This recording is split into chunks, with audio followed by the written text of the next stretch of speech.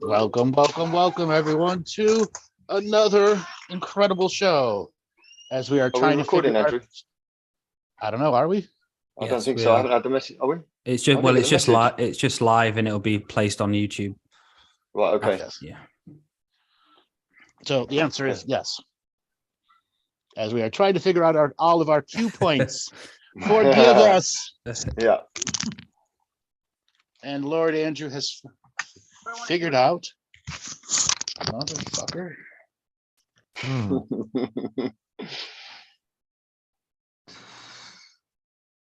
So how's everybody doing today? Everybody is good. Got plenty Good. coming in. Do. And if you come in, can you please mute as well as you come in? Thank you.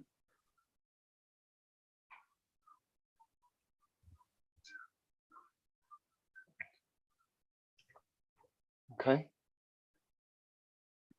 We have some balance.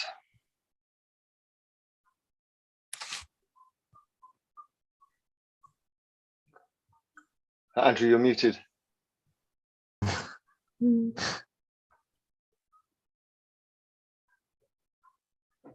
Motherfucker. There. We heard that. Welcome, motherfucker. I am unmuted. It was unmuted. It said unmute. All right. I am a swearing piece of garbage today. Sorry. So I want to ask everybody through their tryptophan hangover, did you receive the email today about today's show? Yes. I've received the past couple emails. I didn't check it today.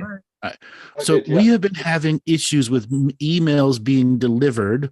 Our email source is a verified source, but apparently there is some weird stuff going on in Google where our emails are not receiving to people and not going into their spam account.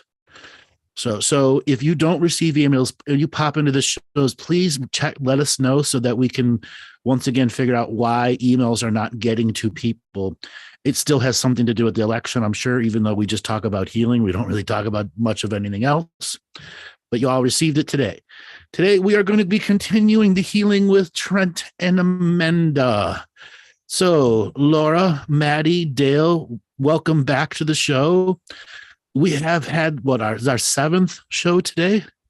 Or eighth? Eighth. How does it feel? It's great. I love it. Yeah.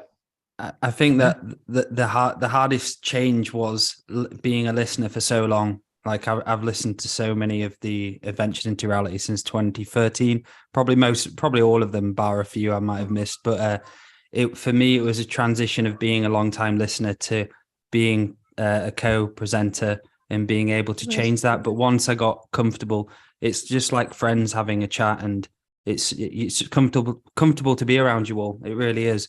There's no ego. There's nothing. It's just a pure flow, and us to able to like push each other a little bit into our own genius sides. It's really beautiful. So yeah, it's cool. Laura? It is. Yeah, absolutely. It is like friends having a chat, and having so many people coming into the live Zoom is fabulous as well, because it feels like a family, a collecting round, especially, in supporting Trent and Amanda. And also this way means we can meet a couple, more intimately and do a bit more work with them. And there's 4 of us doing it, and the support again of the Zoom room, everyone coming in. So it's lovely, because this is the way healing should be going anyway, isn't it? It's supporting each other. It's creating communities where we support each other. And I really enjoy it. Even being put on the spot is fun by Andrew. Maddie? I'm comfortable with it now. At the beginning, Laura and I, we talked about this, that we felt we had to present ourselves in a certain way at the beginning. And just as Dale had said, going from being a listener to being actually a participant in the shows themselves is a big jump. But once it becomes normal and you relax into it, it becomes really easy. It's just like doing a session, just like I'd do a normal private session. Just forget about the fact that there's people watching. Yeah. And for me, having these wonderful people on with the shows gives me a different thing, instead of me going, "What's your purpose?" and "Next caller, please." I get to go deeper and deeper. And that's why we brought Trent and Amanda on a number of times. Trent, Amanda, welcome back to the show. Thank you for having us. You're welcome. Give us an update. Where have things been? Trent, we left with the mafia. You're getting exposed by the mafia inside you.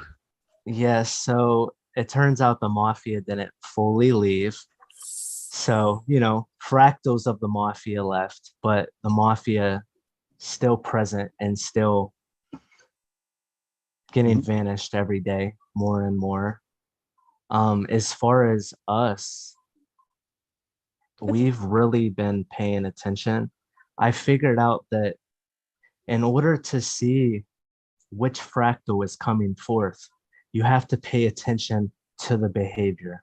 Pay attention to your behavior, because anything that's outside of your true character is more than likely a fractal speaking through you. So I've been able to pay attention to my own behavior to see which part of myself is coming forth. And I figured out that a fractal of mine, an insecure part of me, was actually in competition and battling with an insecure fractal of Amanda. Yes. I was in the kitchen. Fractal warfare. Fractal warfare. Yeah. So I figured out, I was downstairs and I was doing this thing, and I forget what I was even doing, but I was having fun by myself. And I put this pizza in this hot chocolate box and put it in the fridge as a joke. I'm when Babe says he put the food away, blah, blah, blah. It was something funny. And I laughed about it. But whenever I came and told Amanda, I told the story completely different. And I didn't know why. So I had to, examine that. And I found out that it was just an insecure part of myself that was trying to trigger the insecure part of Amanda. And that's when we learned to pay attention to these different behaviors for these fractals, because they give their self away. They expose their self through their behavior. Yes, they do. It's been up and down. I mean, we keep uncovering layer after layer after layer. There's a lot of inner work involved. There's a lot of self-awareness involved. There's a lot of catching yourself in the moment and being like, you know what, that wasn't right. The energy wasn't right. Why am I not fully in truth? So we've been doing a lot of that. I mean, we've definitely become a lot closer. We've been doing a lot of, victory ceremony and we've been having a lot of more joy in our lives, but it's also become more intense. As we get deeper into the healing, it's another layer pops up and it's you got to deal with that. And it's been up and down. It's definitely been a roller coaster, but it's definitely worth it. Our whole entire family has healed so much. We've all become so much closer. We've been spending more time together. We've been doing ceremony and prayers together as a family. So it's been great. Ultimately, it's just, there's work involved in healing. Yeah. And it's, they've been wanting to do it more with us. It's not us forcing it on them. It's just, simply asking them or them seeing us doing it and, being intrigued. Right. So we've been able to come together more as a family as well, too, just from our personal healing. So that's been cool. With that said, let's get started with today's healing journey. Let's do it. We did have a plan, but those that know me, plan is never a plan. As quoted by Laura Massey, the last several weeks in a row. If there's a plan, there is no plan. So what I want to start now is I want to put Laura right on the spot.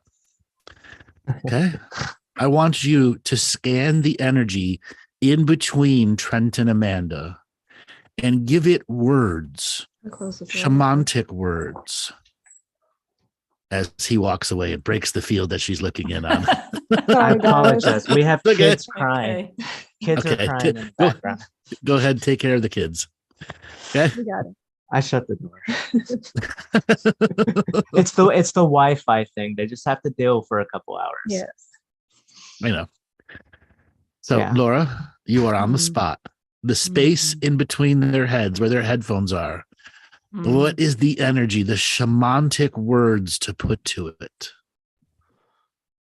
Just describe.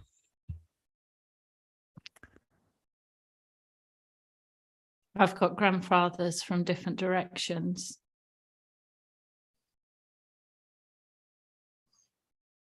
Between them. So we've got the grandfathers from the north with Trent. This isn't opposing, by the way, because they don't oppose. And we've got the grandfathers from the south with Amanda. And there's not distance. It's not that there's a lot of distance between them, it's that they're trying to find some. The grandfathers have common ground. They're trying to find common ground for Trent and Amanda. And there's some uncommon ground that they're having to go through to find.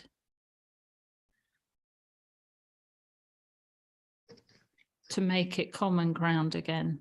Is that common ground solely the relationship between the two of them or the entire family? No, I think it's the entire family, because immediately with Amanda and the child, the South is the childhood. So not just Amanda's childhood, but children. And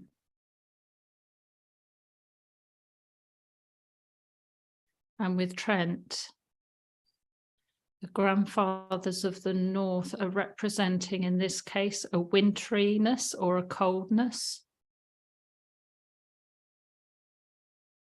I'm seeing snow. So, and that is the grandfathers of the north. Okay. Dale, I want you to describe that space between them. What do you see?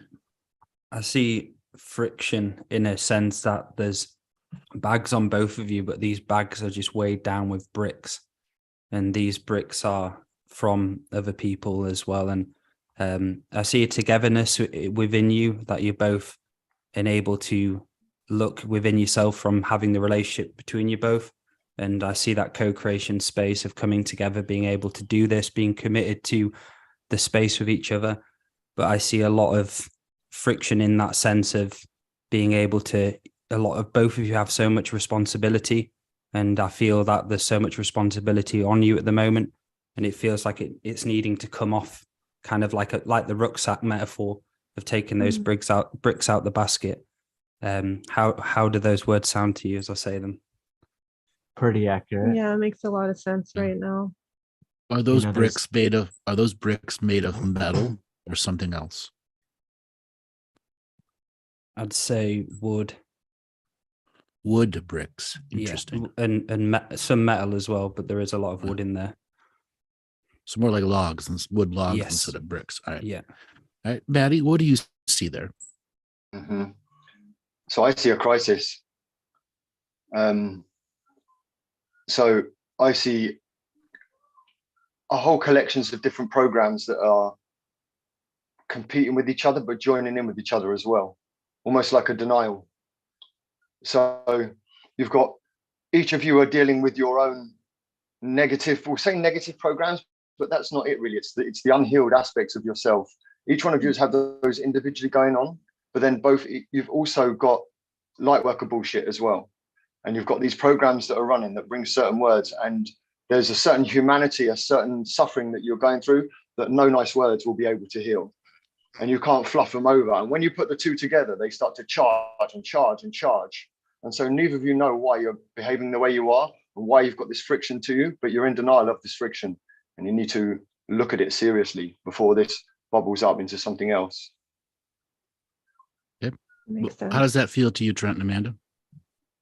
I mean, it sounds pretty accurate, you know, because we both have our individual journeys, but our journey together as well.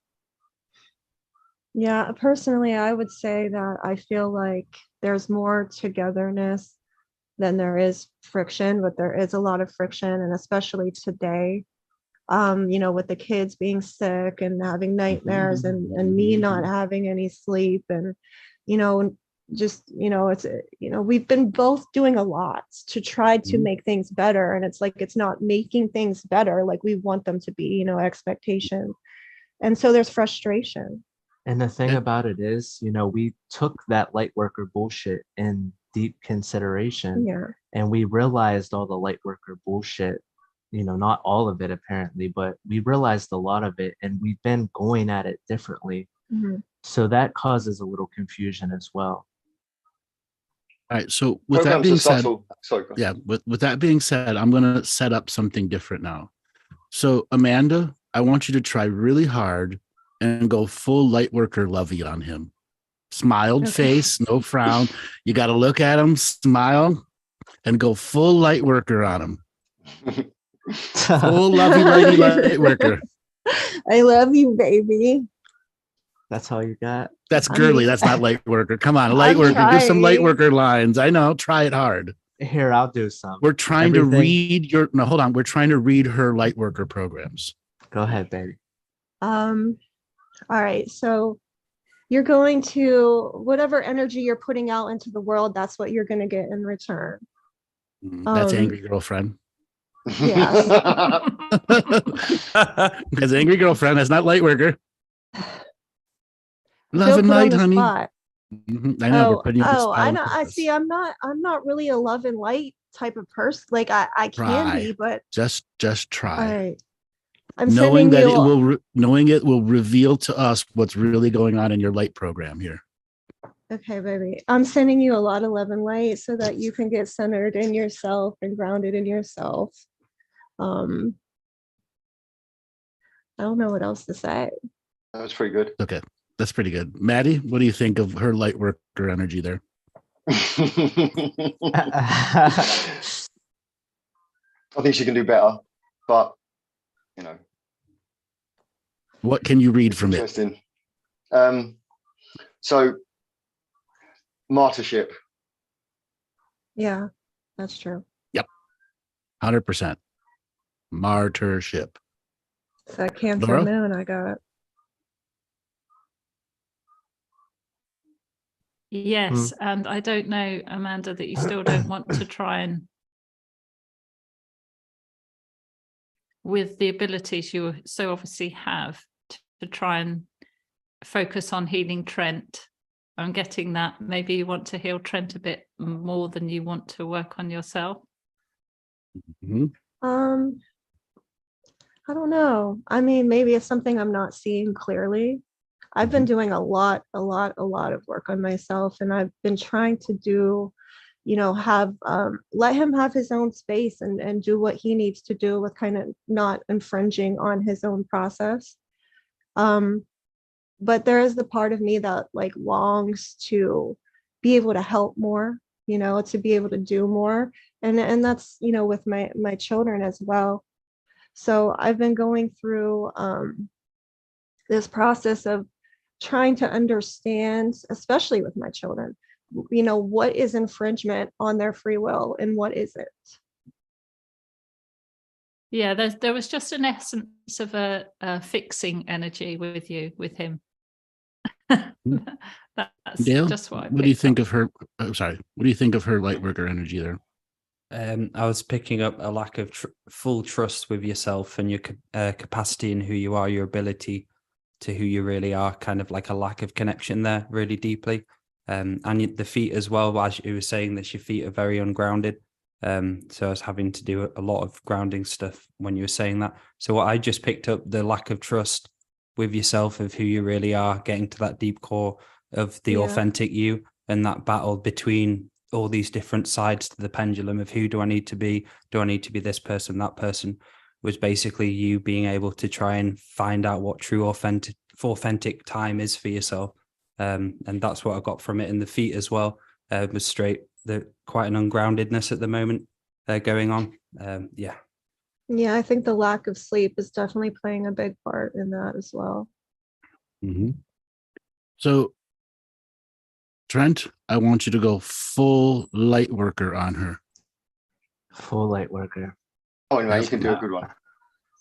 Okay.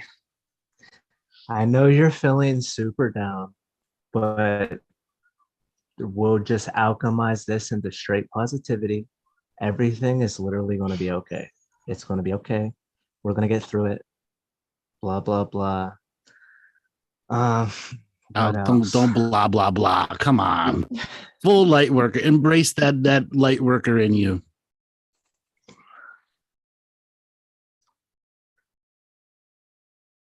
Hard, right? It is. Mm-hmm.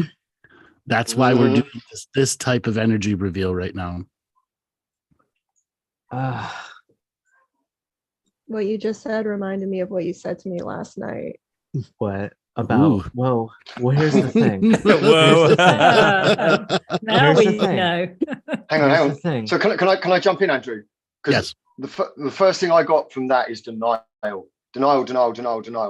There's this huge denial energy going on between you guys. And it's not that you're not looking at the things that are going on around you. It's just that your ways of sweeping it under the carpet for the next 15 minutes aren't working anymore. And you've just got to attack it from a different angle. But it's denial. Saying everything is love and light doesn't make it so, man. And I'm not saying this to you directly. Okay, that's a broad statement. I hope that makes sense. Yeah. No, it does. A lot of times I would try to just brush how she felt under the table, with toxic positivity. Mm-hmm. Yeah. We both do it. Just word salad, just saying a load of nice words and when actually, when you feel shitty inside. And if someone walks up into your energy and says, oh, hey man, you just need to do some sage, or maybe your energy's a little bit toxic right now. You're just like, fuck off, straight up. That's that's the genuine response. I'll be honest with you, rather than to, try to find some nice poetic words. As far as the thing last night, I don't think it was toxic. Amanda was very anxious, and I was trying to. He was trying to talk me down because I was in full panic attack mode. And not panic until we find further information. But I felt like at the same time, I felt like he wasn't honoring the space that I was in. Exactly. I needed to go through this process of feeling what I needed to feel, and he was trying to which is the denial energy. Yeah, which is the denial energy. So there's an uncomfortable situation, so you're just going to word salad over the top of it and hope it goes away. You may have good intentions going into it, and you're trying to find the greatest words, but that's when certain elements of the programs that I'm calling the light worker bullshit, what we're talking about here is actual programs, activate and begin to want to overtake with denial, where somebody actually probably needs to go through the grief process. Right. So here's a question. What if the feelings are valid? Because the feelings are valid, but the cause the feelings are not always valid. The feelings are not always valid. Well, that's what I was going to say, is the cause of the feelings were not valid.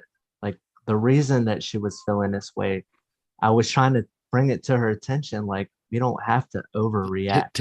Take a pause there. She wasn't overreacting. That is your judgment of her energy. And what she needed to do was to go through the process and you not tell her she's doing it wrong, because she's the one who will do it her way. And you are enforcing a perspective on her that you believe this is how I would react if you're in her shoes. You are not in her shoes. You do not have the vagina.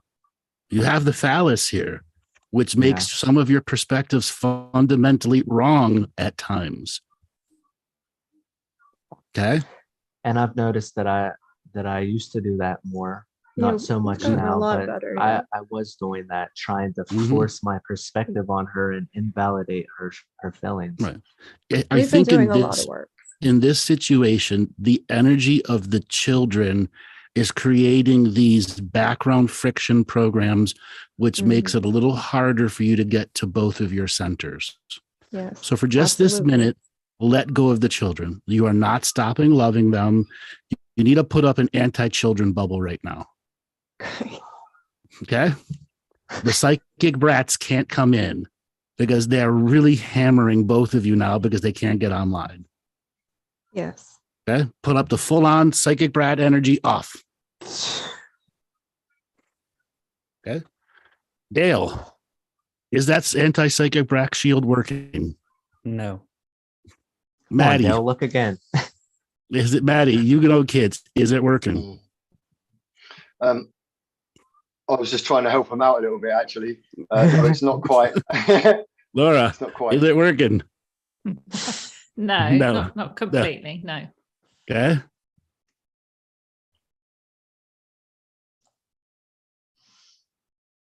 Dale and Maddie and Laura, start adding energy to them. So Dale, just describe it out. So how you turn on your anti-psychic brat shield.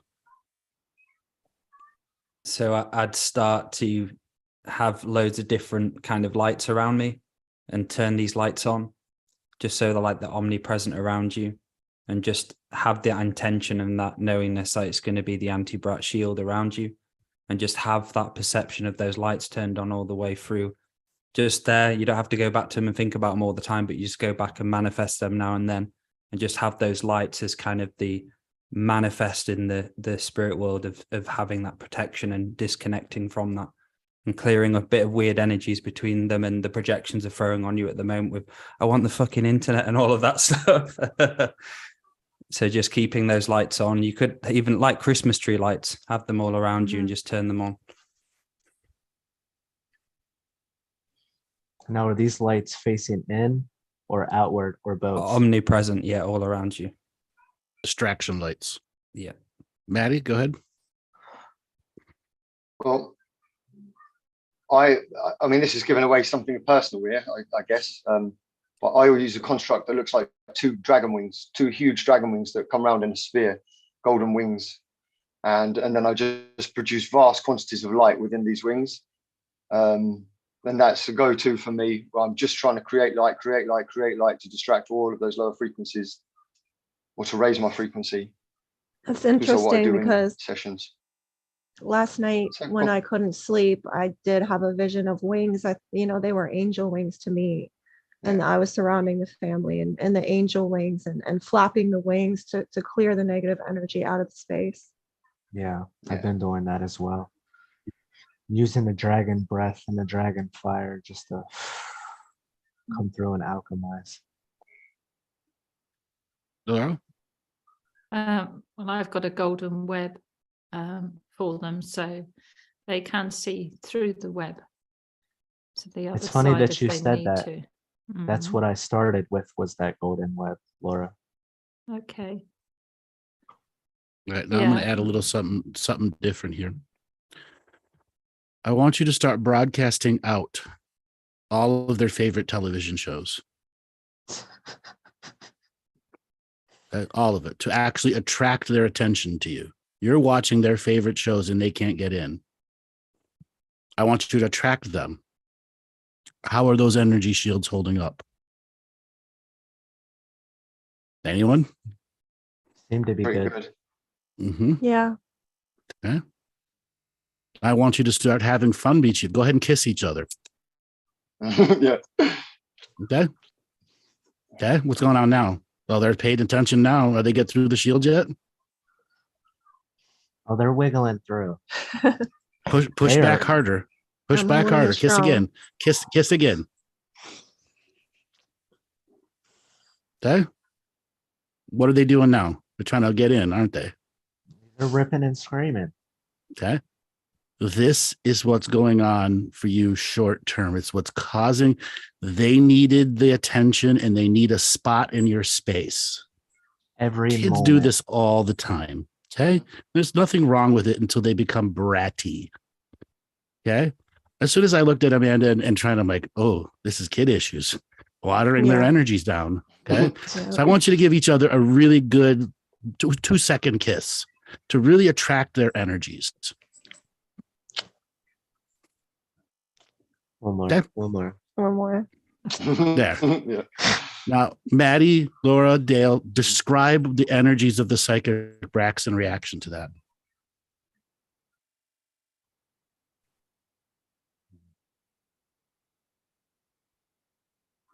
I couldn't see anything. I couldn't see it. It just. I got a sense of they're like, what the fuck? We're not affecting them anymore. It's like you've outcreated it completely. Mm-hmm. So essentially, we're feeding their energy that's watering us down. It could be said that way too, yes, because you're overly sensitive to them. Mm-hmm. Okay, Laura, what do you got to add? Yeah, like I mean, it's natural, but especially Amanda you've been sacrificing a lot of your energy for the children. And I know it is a natural thing to do. but it's not serving you at this moment. They've definitely calmed down. I've got them and they're like peeking over the top, just but calm. They're still looking in now. Now we got to shut the curtains. Okay.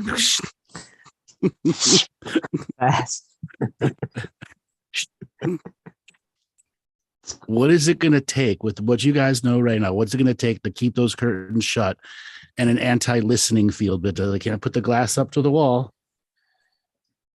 Well, practice. Yeah. Practicing keeping them closed, those curtains closed, practicing the energetic bubble around us and not letting it affect us. Yeah. Reaching unfuckwithableness. Yeah, it's really hard, especially with the teenager who keeps running away, disappearing on us, emotional vomit all over the place all of the time. Right now, for the aspect of this show, bye-bye, go. We'll figure out, we'll find you next week. That's the energy I just want you to send right now. It isn't truth. It's just go off, go. Okay, peace, go. And the little ones that want too much attention, you've had enough. Go sit in the corner, psychically go sit in the corner. Okay, do your alphabet, whatever it is that you make them do. Okay, enforce this mom and dad energy. So what about when the behaviors, they just continue and they that's really the challenge affect us, that's the challenge of endurance. Yes, it is. Yeah, I know. But when 12-year-olds aren't coming home till midnight and we have to go look for them, like that's fucking extreme. So let's Maddie, what would happen if your 12-year-old was not coming home at midnight? What would you be doing? Shouldn't step out the goddamn door until I was absolutely sure that there was no way that was going to happen again. Even if I had to follow her around all night long and say, I'm in the car outside, mate. I'll stay wherever you are. I'll be 10 meters away. Exactly. We've done that. We took all We've the knocked on people's doors. We went around in the SUV. Same stuff. I think as well, the bet from my own experience of it is it's realizing those programs you have inside yourself when it does happen from your parents, but then in a sense, moving on where you try and not allow it to affect you as much as it does now. And I know that's very hard and it's been hard for me, but the more anger you get towards it, the more pissed off energy, it doesn't solve anything. And I've learned that from many years of getting pissed off with some of my kids, or we had a teenager who didn't go to school, he didn't do this. And all of that pissed off energy is just wasted energy. And if you can allow yourself to trust them in somewhat, obviously you have to check in on them, but not to have it fixated on them all the time, because kids are weird like that. The more you do that, the more you'll attract even worse behavior.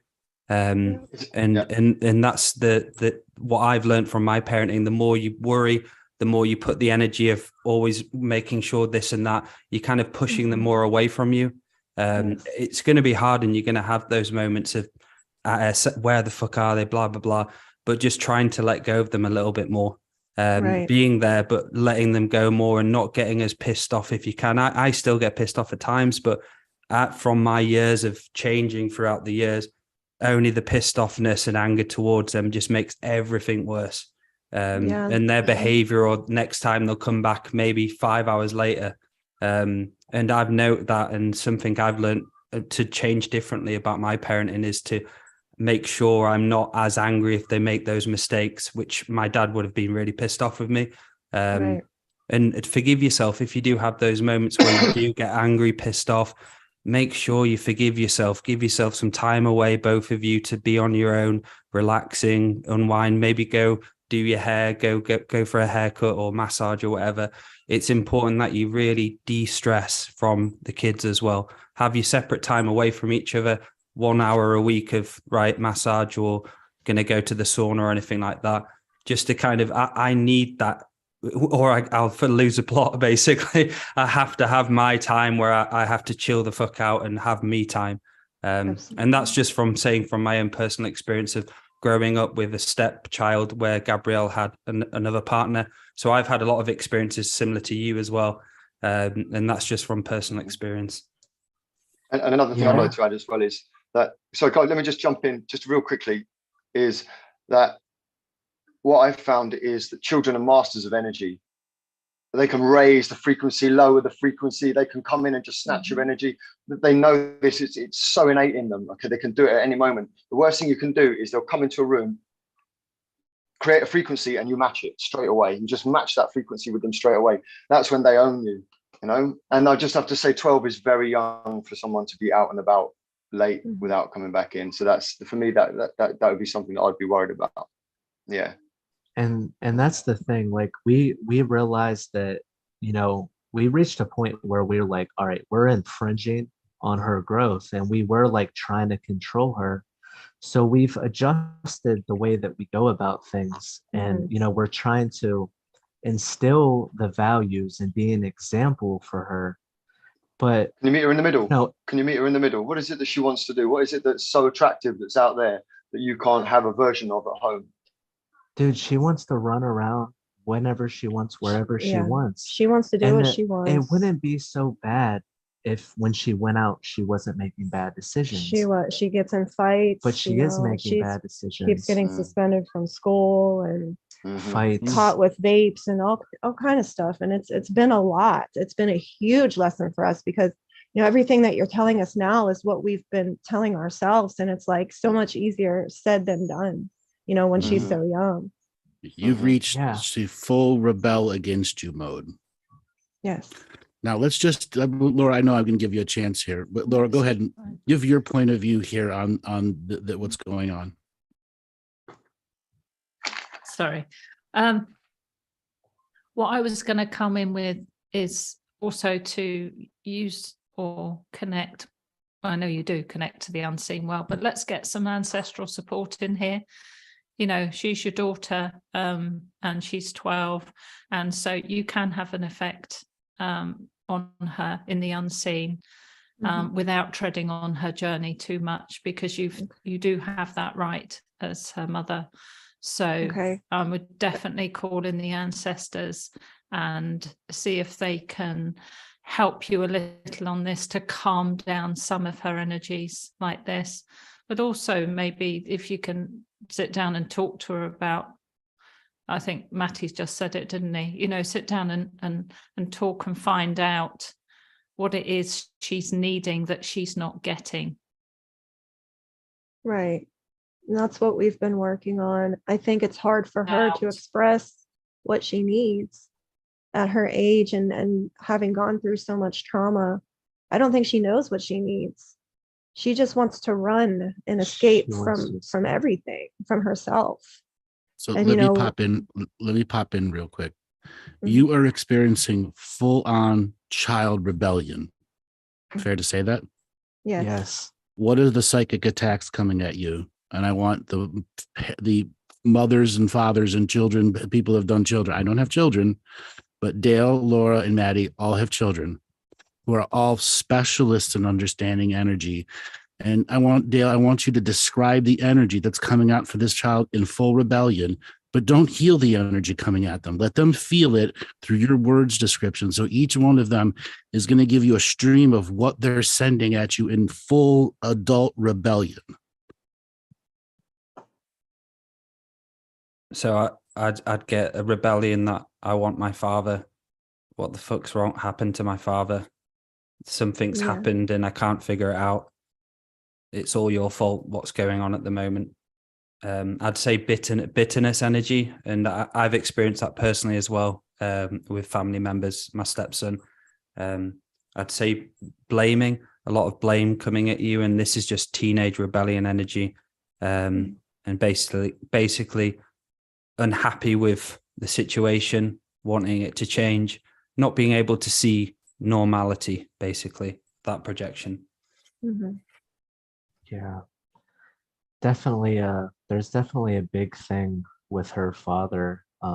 He passed whenever she was young, and you know, I kind of came into this like a year and a half ago, you know, so like she doesn't have that respect for me that she would her normal father. You know what I mean? It's like a love-hate relationship.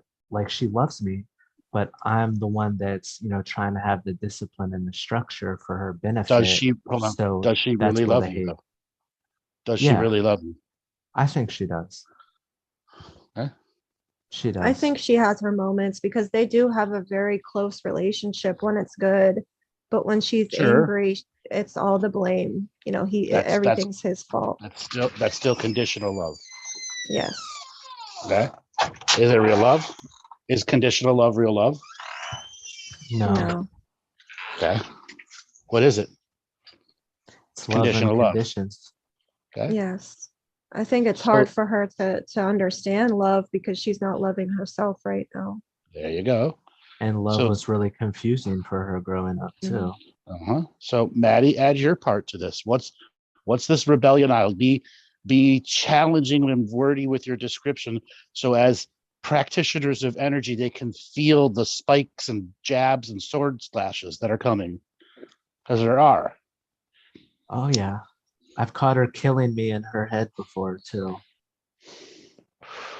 Okay, go ahead, Maddie. So you're asking me, it all broke up a little bit in my ear then.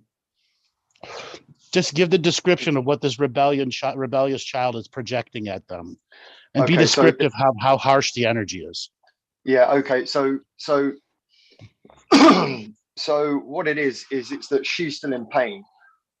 When she's seeing you guys on your healing journey and you're trying to do your healing in the way that you're doing your healing, that to her looks like you've just fucking forgotten about everything.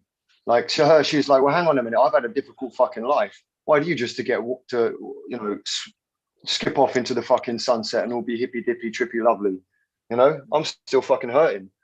And then she sees that he's come in and he's just brought more of this shit into the family.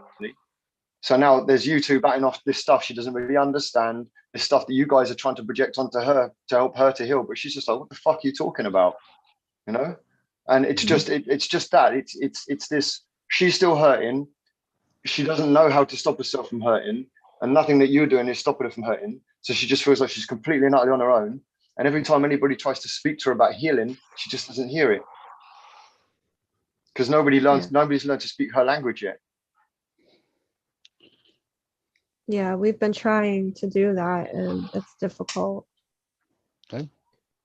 Yeah. Laura, what do you think is going on here? You give your description of the energy coming. She is so sad. It's so sad. She's so sad. She is so sad. And she's so hurting. And she can't be heard. She's not being heard. So she's not really caring about anything else at this moment, about obeying rules. She doesn't care what rules. She doesn't know how to cope with her own emotions at the moment of what she's going through. So she's frustrated. I feel like, she's saying, you're not hearing me.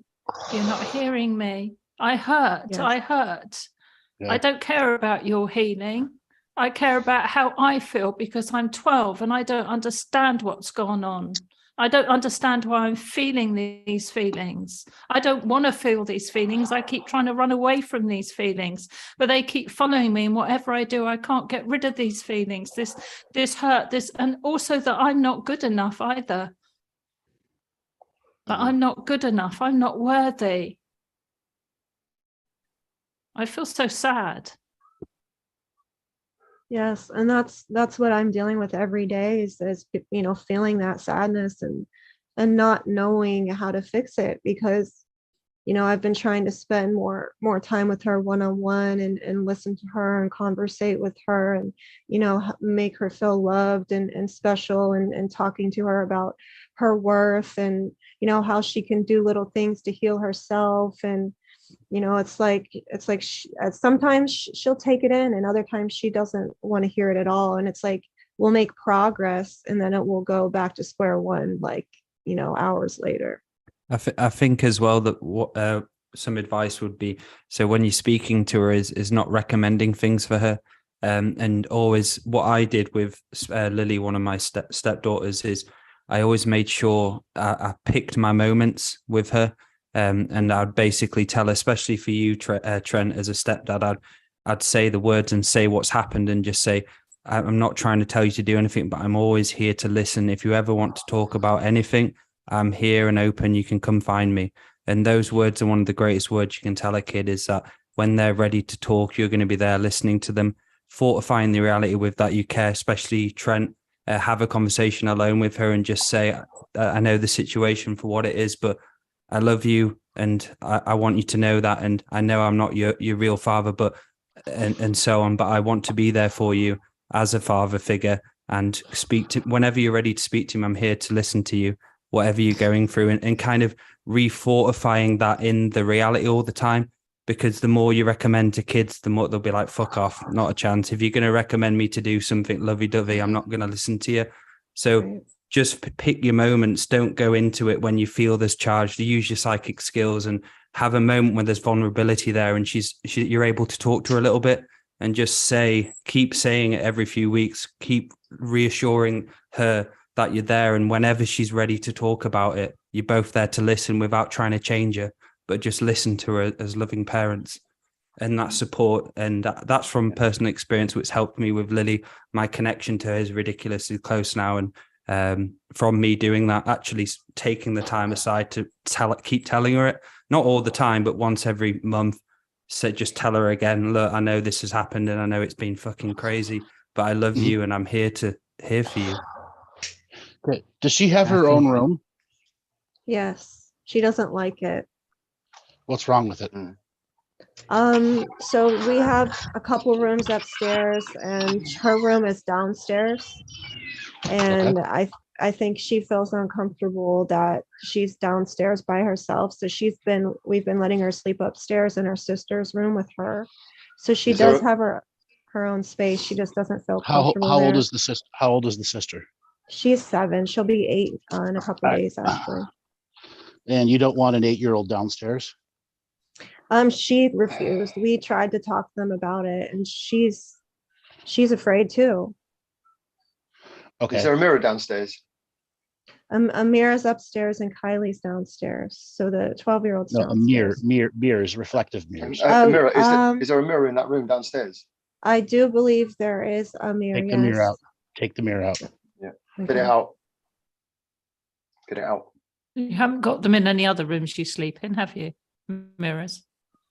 Yeah, we have some in our room. We have 2 in here. Right one we can't see from the bed. The other one we sometimes will cover it. We cover up the TV and stuff, but just cover them up. But know that if you have a child who's hitting that age, now I want to say something to you, Amanda.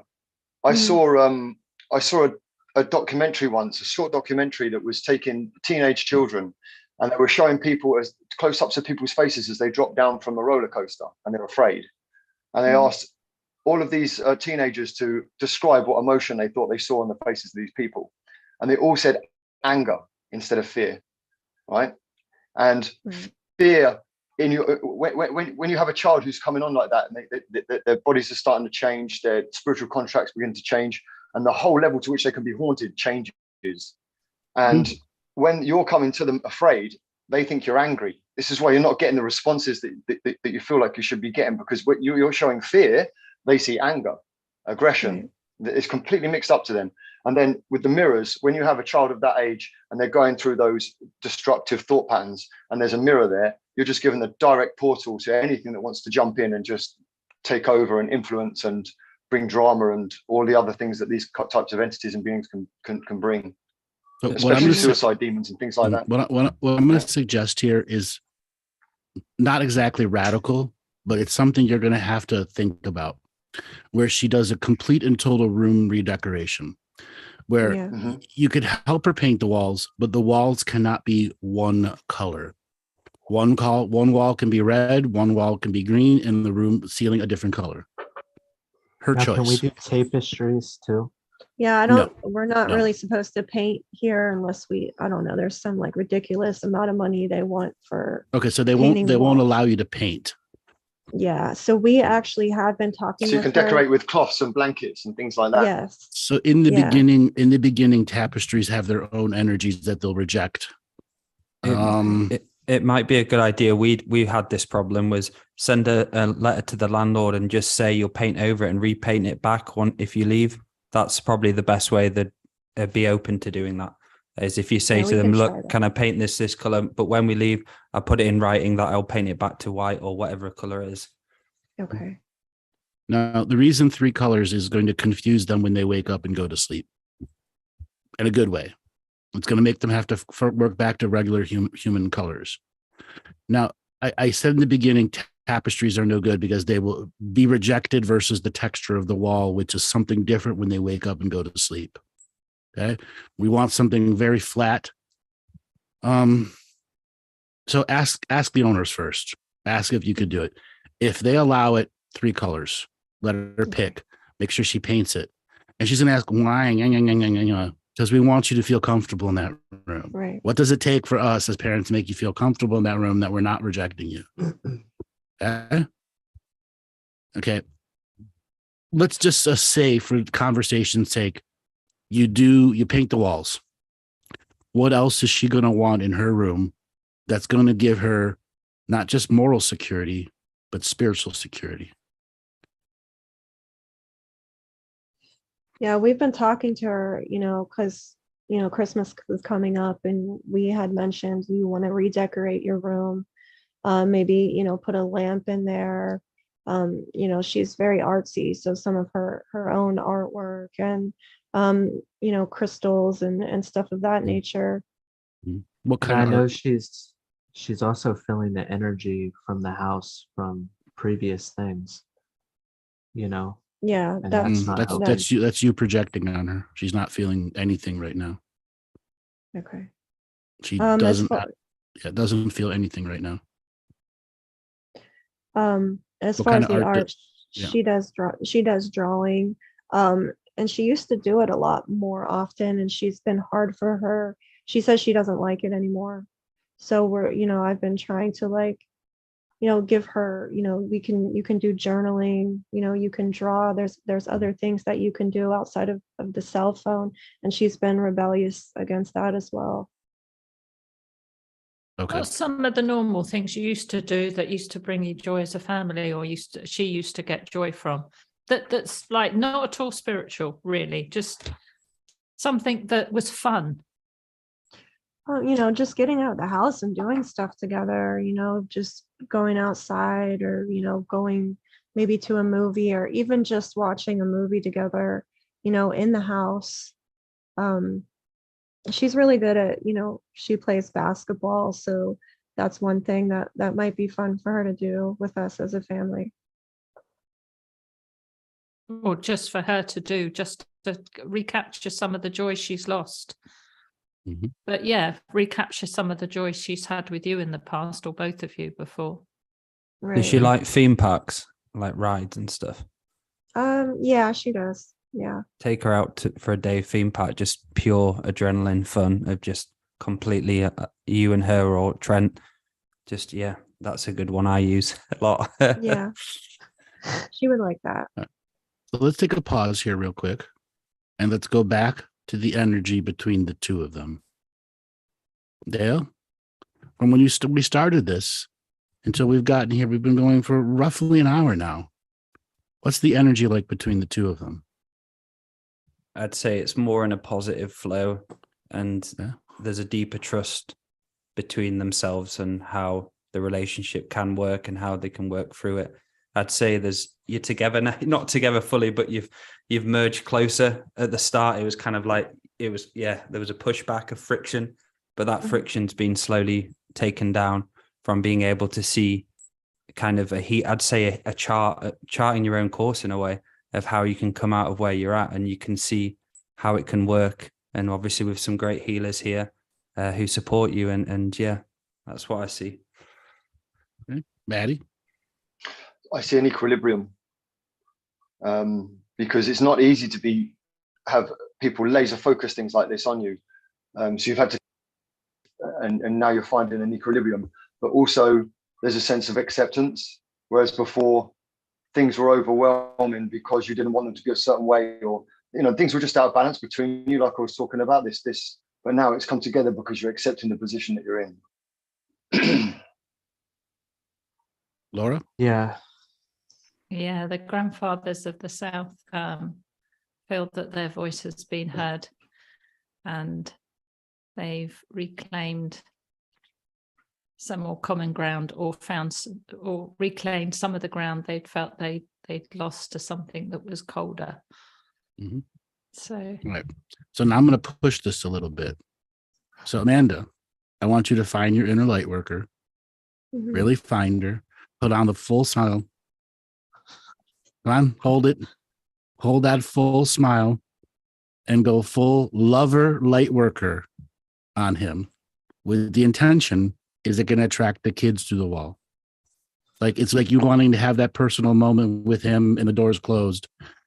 So tell him full on lovers light worker stuff.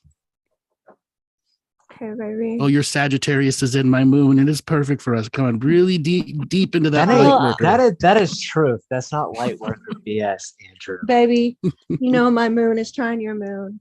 You know my Venus is trying your Venus. Yeah, it is. You know how our chart flows. You know our destiny together. And I love you so much. And I would like to be able to have that connection outside of what's going on with the children and not letting that affect us so much. I wish we could just, be in the moment together, be present together more, not allow the outside things to throw us out of alignment. You know what's look how easy that was to my ears. Yes, look how easy that was.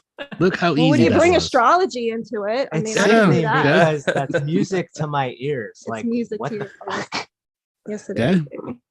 Dale, what did you see in that expression there? Were the kids looking in, or was they locked out? And what was her energy doing? I'd say the kids were slightly looking in, but not as much this time. I'd say you've kind of freed yourself of them a lot more, and so they won't be able to come in as much. Yeah, Maddie. Well, funny enough, I didn't hear a word of it because my kids came in.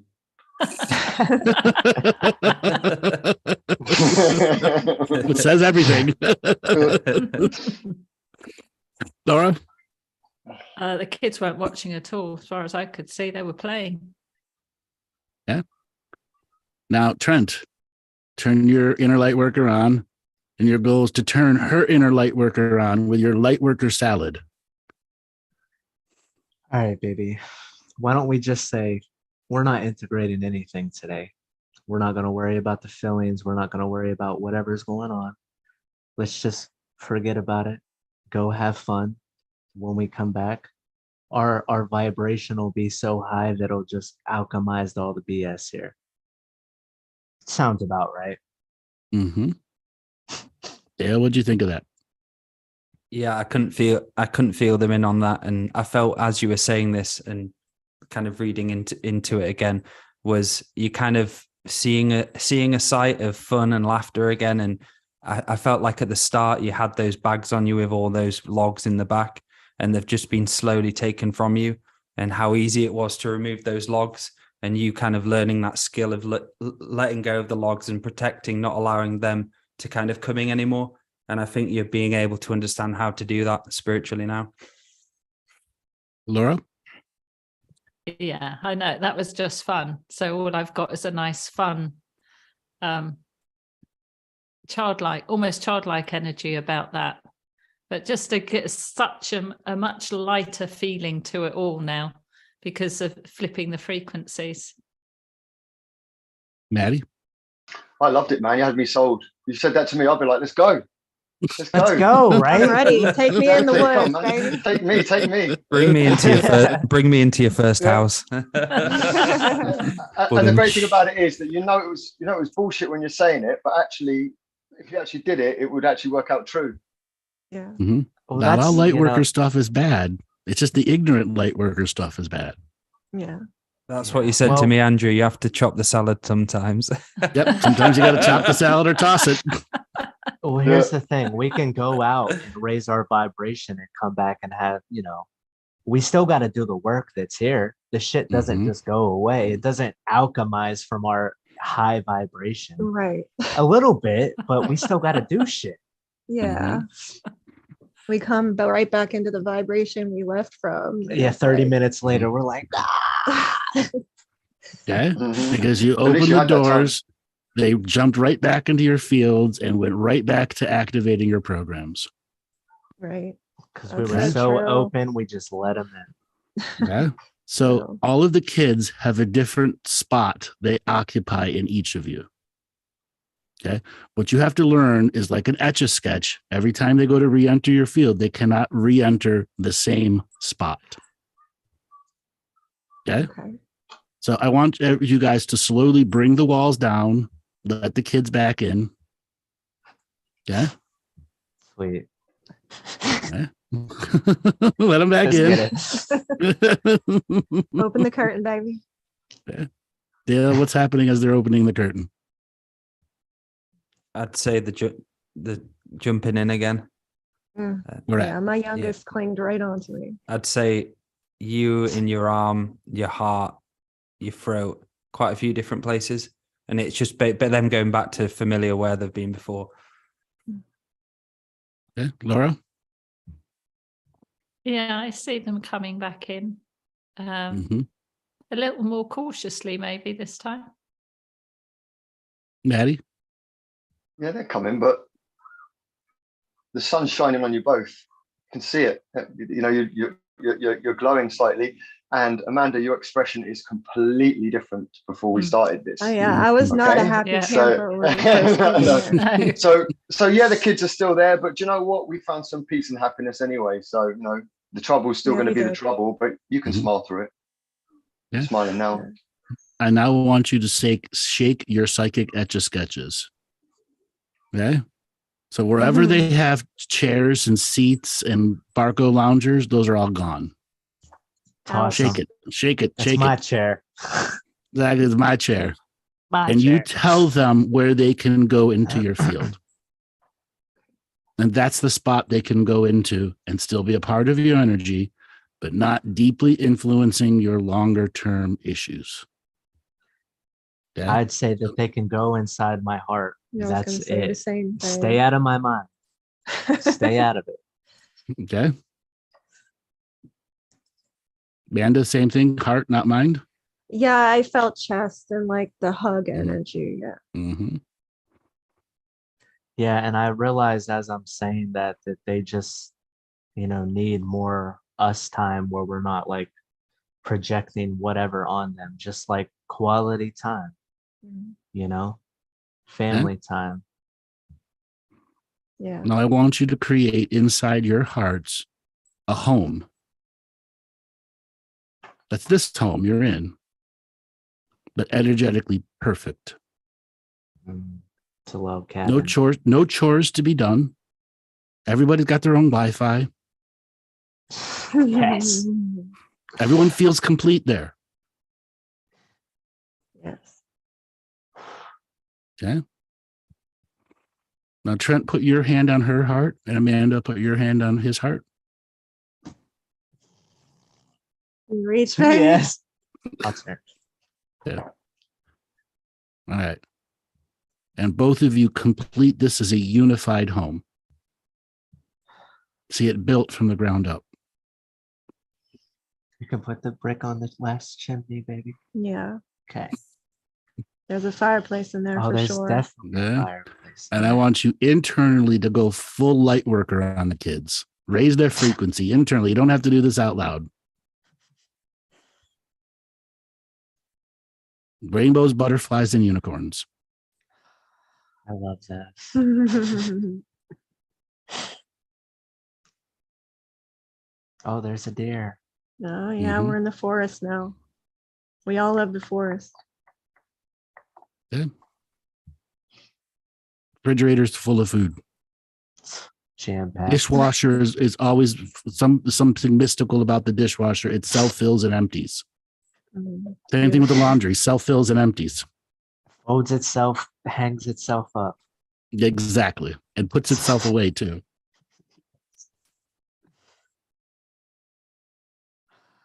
Loving this new home. Okay. Everyone has their own space, their own room. Mm-hmm. Everyone feels safe. Everyone's happy. Mm-hmm. I want you to next level light worker this. Bring in the universal central sun light workers. All frequencies of light around campfire, just chanting. Rainbow, diamond, plasma light. Unicorns farting rainbows out their ass. And it smells good. Smells like the diffuser. Smells like success. I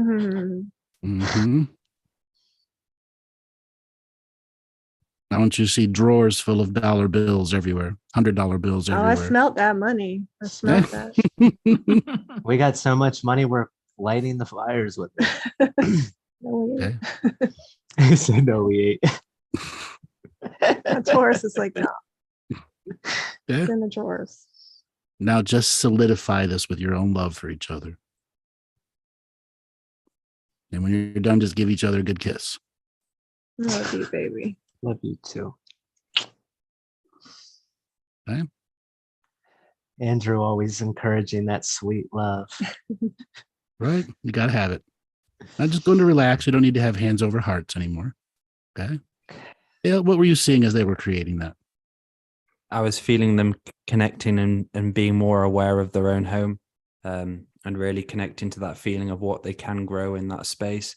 And with love, what can love do for them? It can create a safe space for them, the children.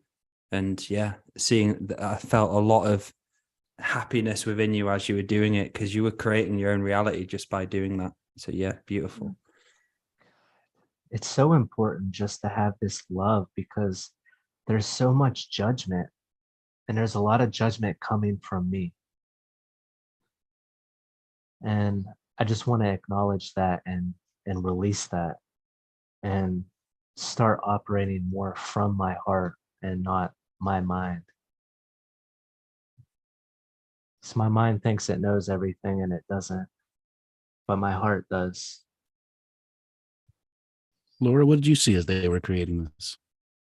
A great deal of sunshine, and more and more of your ancestors came in to help you build that home, just like they would have done before, to help you build a home in other lives. So that's how it felt. They passed you the bricks. They were there, and they are there, and they're there in the 4 directions and in between, in all directions. The ancestors are, whichever direction you face from your home, you will have an ancestor you can connect to. They're not leaving. Thank you. Thank you. Daddy? I was just feeding light into your creation. Not very often I'm lost for words, but sometimes some experience is really beautiful when you do these kind of healings like this. I was just there and just adding light, and I could just see the potential that you guys have. And it's about realizing that you can't fix everything. Some things you just can't fix. Some things you've just got to learn to live with, and that is your journey. Just learning to find peace even when things don't go the way you want, and I think that's what you've got to do, make the most of what you actually do have, because there's such potential there. You guys can create so much light, and there's my light work a minute. Yeah, we have to reach a high level of acceptance. So we're going to open up to calls now. So if you are in the Zoom room and want to be a part of the show, if you're not in the Zoom room and want to be a part of the show, enter the Zoom room. In the show description should be the entrance into the Zoom room, or it will be on the email link. So we're going to ask people to go ahead and raise their hands right now. Tell us about your experience watching Trent and Amanda go through their journey, whether it's the previous shows that you watched with or specifically now. I saw a lot of people in there responding to the 12-year-old rebelling girl, each of them having that own happening in their own family. So we want to get your feedback. And also you get a chance to both ask Trent and Amanda questions, or any of us here, because this is about expanding the capacity to see healing as an actual experience. Okay. So as part of the rule, when one person raises their hand, we encourage everyone else to raise their hand. Come on, chicken shit. Exactly. Those that know me well. Come on, show us your light worker. There we go. All right, let's see. I'm going to give Hillary a signal to unmute. Hillary. Hello. Oh, You There you are. made it. Yes, in the car once again. How you doing, darling? yes, I'm doing great. Thank you so much, everyone. That was incredible. Woo! That was awesome. And I have a lot of compassion for you as parents. I am not a parent, and I didn't rebel as a teenager, so I think I'm doing it now. I did in my 20s, and I'm doing it now in my 40s, and it's very dangerous. Caused a lot of problems. So I'm so grateful for everyone here and what I'm learning. I'm able to apply it to my own life and feel the healing, especially of home. I'm really desiring a home space for myself that feels safe, because my home didn't feel safe growing up. So what you created today was so beautiful, and thank you for allowing me to be a part of it today. Were you able to feel any of the techniques we're able to do? Oh yes.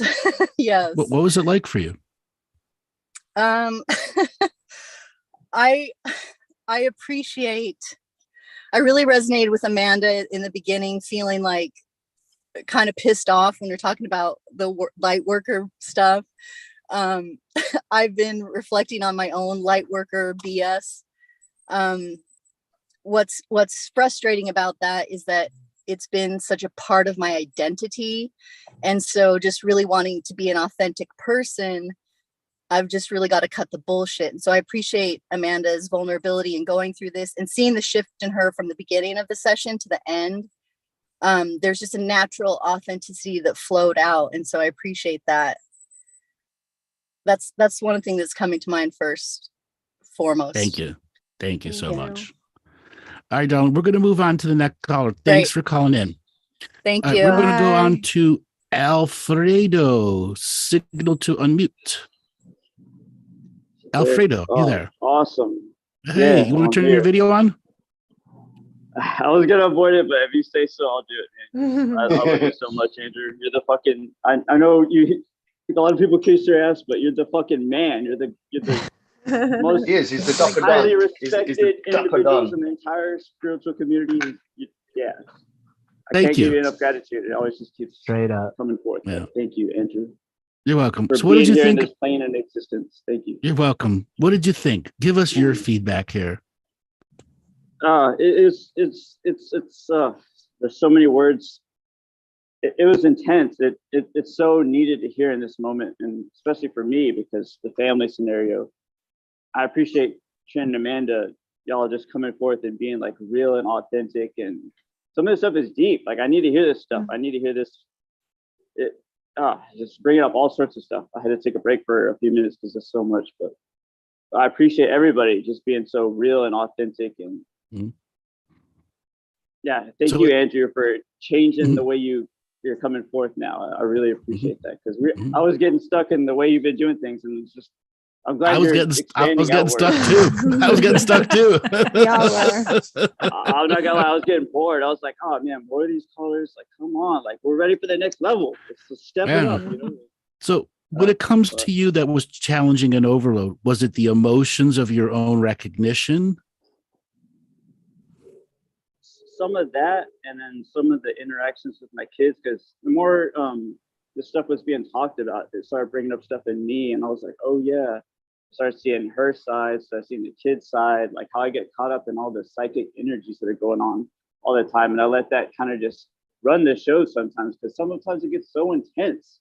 And that's why I always have to go outside and like just get some space and some distance so I get some clarity. Otherwise I get caught up in the soup of everything going on. You know? The little masters, Alfredo. Little masters. No. Yeah, exactly. I love that you said that, Maddie, because they are little energetic masters. They know how to pull it. They know how to trigger us. They know how to play the cards. They know how to run the game. They know how to us. trigger. Like yeah. Now, can you figure out how to put on an anti-brat shield that they can't break? It's still designed from love. It's designed from love. Yeah. Can you outthink the 2-year-old, the 5-year-old, and the 7-year-old? The answer is yes.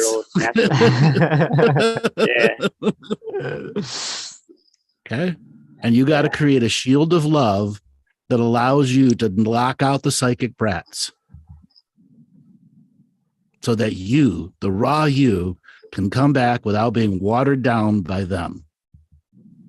All parents need to learn this in every aspect of parenting. You're doing it from love. You're not conditionalizing love. You're not harming them. You're putting a situation where you cannot be a psychic brat in my field. Okay? How hard is that going to be for you? It's not hard at all. I just have to acknowledge it. That's something I have to do. Mm-hmm. I keep wanting to like have an open heart and be like, no boundaries, guys. But those boundaries are so important. Yeah.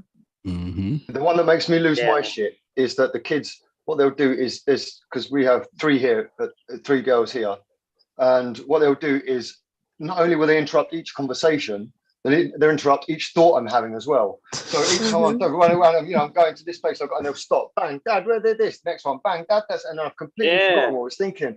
And so I'll spend an hour trying to have one fucking thought, bro. Do you know what I mean? And it's, for me, it's just that bit of it, that's what gets me the most, is I have to say to them, hang on a minute, I literally need my own mind. You need to let me have my own thoughts for at least 10 minutes. And they get it, because I've said it so many times, and they realize they're doing it. It's like warfare, isn't it? It's literally like psychic warfare. Mm-hmm. Yeah, and you literally got to talk to them. Like, listen, I just got home. Give me 10, 15 minutes to just decompress and get my shit together, and then I will attend to you. Mm-hmm. You literally have to create that boundary and communicate that with them. If you can't actually have your own thoughts, something's wrong, isn't it? Yeah. Oh yeah. Yeah. Or the credit card the shit out, yeah. Take a few $10 out there. Keep withdrawing some money from you. every now and then cashing $100 check. Yeah. What the fuck you spending this shit on?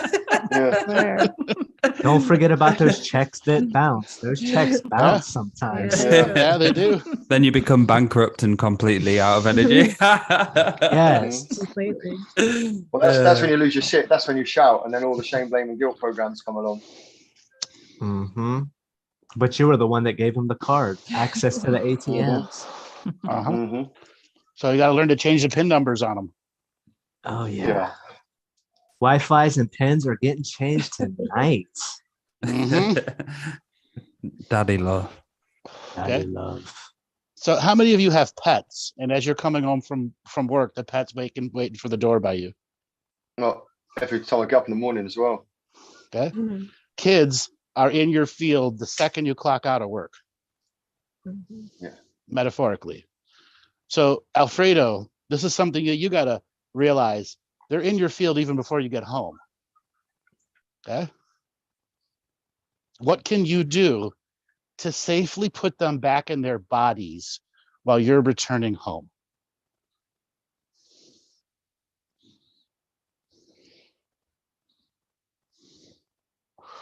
Hey, your mic's off, buddy. Could someone unmute him? I'm on a different device here.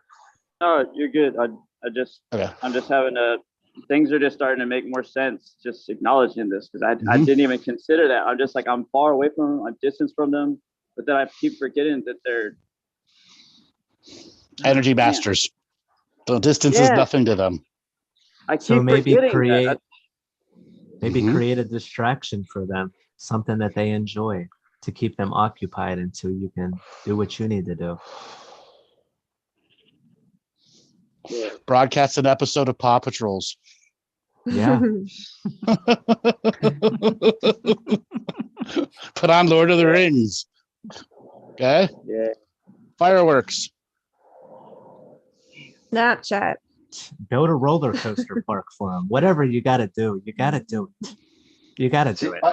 I actually Snapchat my children throughout the day. So when I'm at work, I'll get, my girls will post me funny faces, and then I'll go into the toilets and do one back. I actually enjoy Snapchat like that. Yeah. Yeah, we do that too. Yeah. Okay. So Alfredo, the energy master that you are, what can you create? Okay, come on, give it a chance here. Spotlight's on you. That can give you the break you need to process.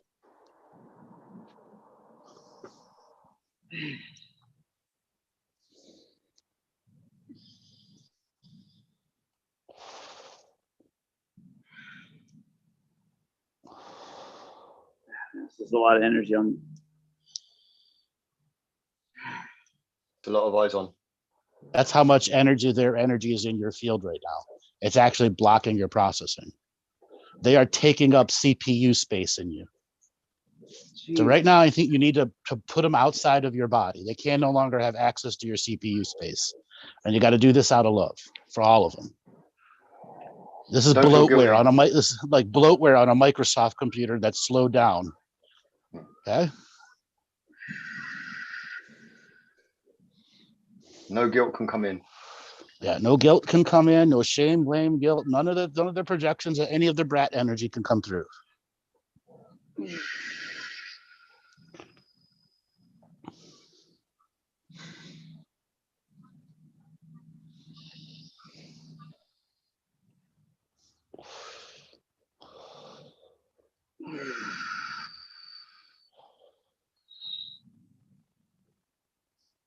You feel your CPU coming back to you?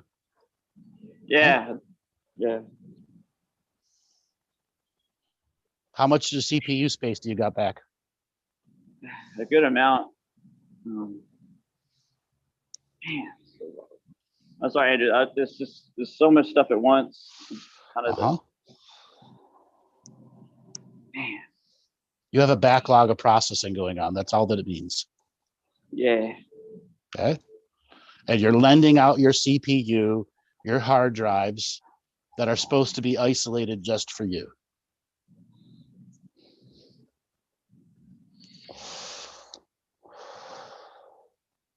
I am. I've been feeling so burned out, Andrew. I keep thinking about all those things you told me like years ago, or no, a year ago or a year or two ago, that I would get burned out. And it's an aspect I didn't want to accept, because I was like, you know what, forget Andrew. He just told me this stuff. It's the truth. I've been burned out, and I just don't want to acknowledge it. You know? So now in this acknowledging state, you recognize I'm burned out. One of my hard drives is making the grinding noise. Okay. Yeah. You got to give back to yourself. It's ultimately where you're at right now. And this is where you can give back CPU ownership to yourself out of love, because it will only make you a stronger parent. Yeah. Need to do this more.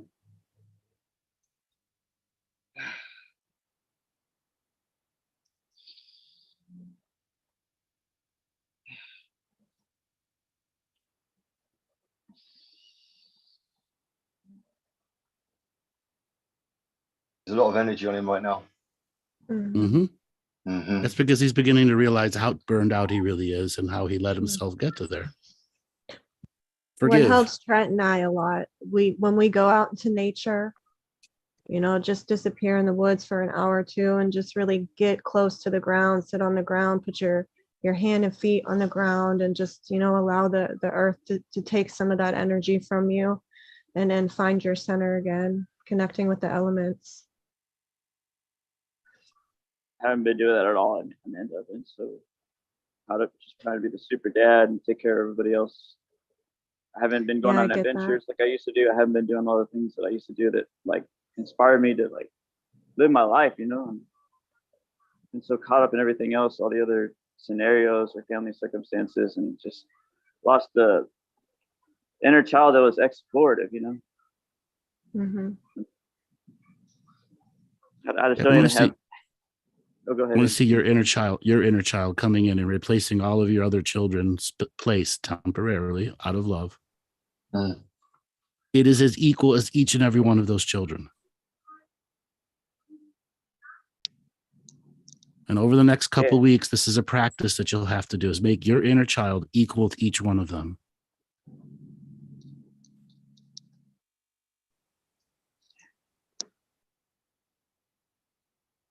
And also you could have your inner child play with them as well.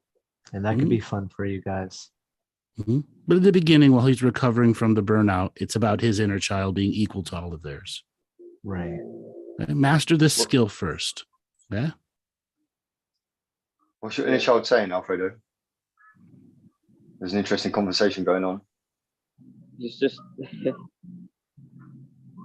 take care of everybody else's needs but my own.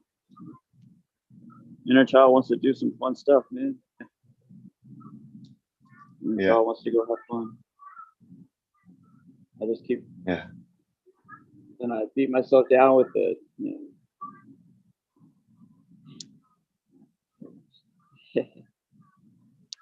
I feel like you need to get on a go-kart or something and just go really fast.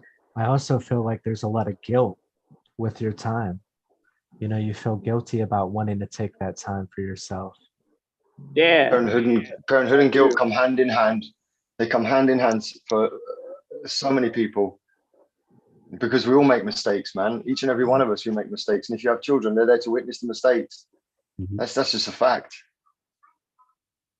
And oftentimes your children want you to confuse what's your heart and your mind, because they don't know the difference either.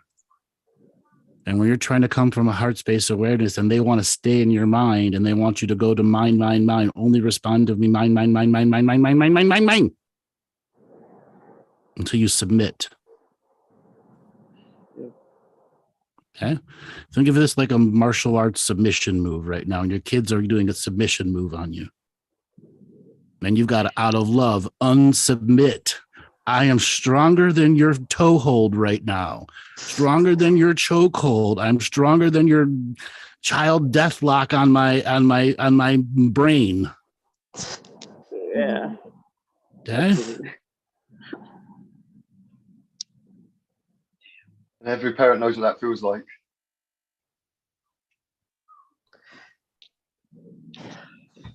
I want to give them so much love and attention, and I want to have fun with them, but then like forget about my own child. My own inner child, my own inner fucking Alfredo that wants to have fun. It needs love and attention too. Yeah, I got different interests, you know. I got different things I love to do, not just everybody else's interests. You know? You need to have your own experiences free of them, Alfredo, too. Which is martyrdom. Totally yours, free of anyone else. That are totally yours. Alfredo's journey. Yes. Now you're out of CPU space and into infinite heart space again.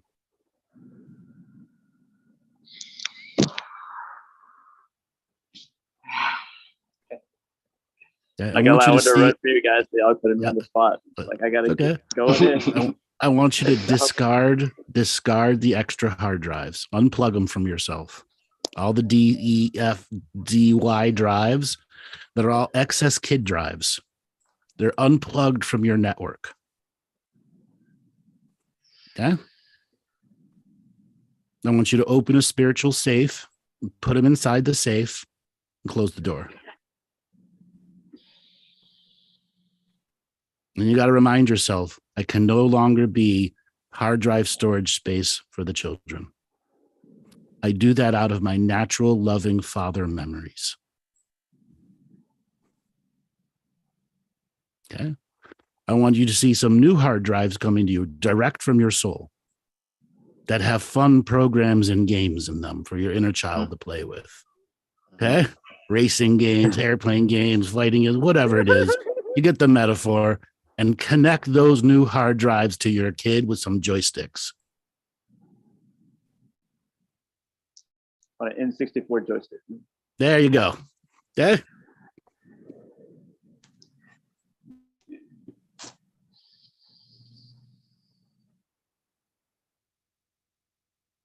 This is exciting. Yeah. A lot has changed in you, and that's just this handful of minutes. And like I said before, you're going to go back and repractice turning on the anti-brat shield, coming back to yourself, unplugging the extra hard drives they're trying to plug into you and putting them back in the safe.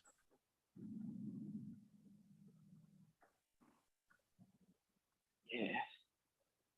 Feeling more expansive, just getting into space here. Huh? Everybody else's space has been overwhelming my space, you know. Your space is no longer your sacred space. Yeah.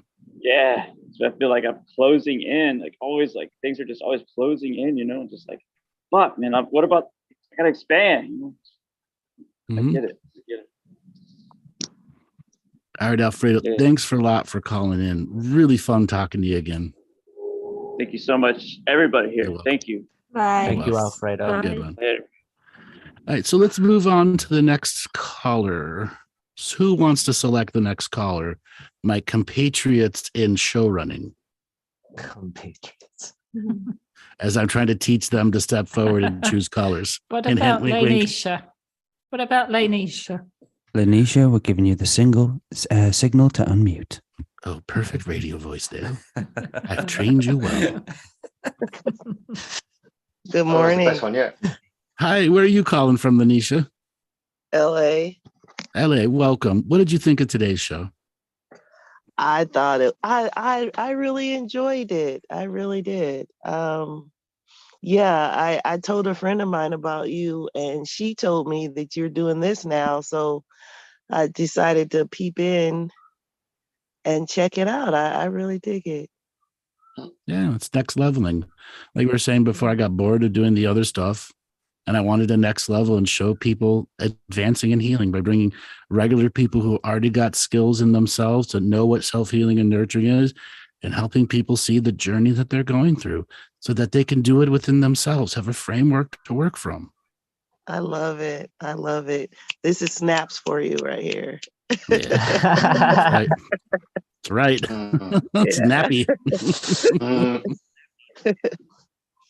I'll tell you one of the things that I really did, I mean, immediately when you were talking about the, can I do the video? Is that okay? Sure, go ahead and turn your video on. Yeah.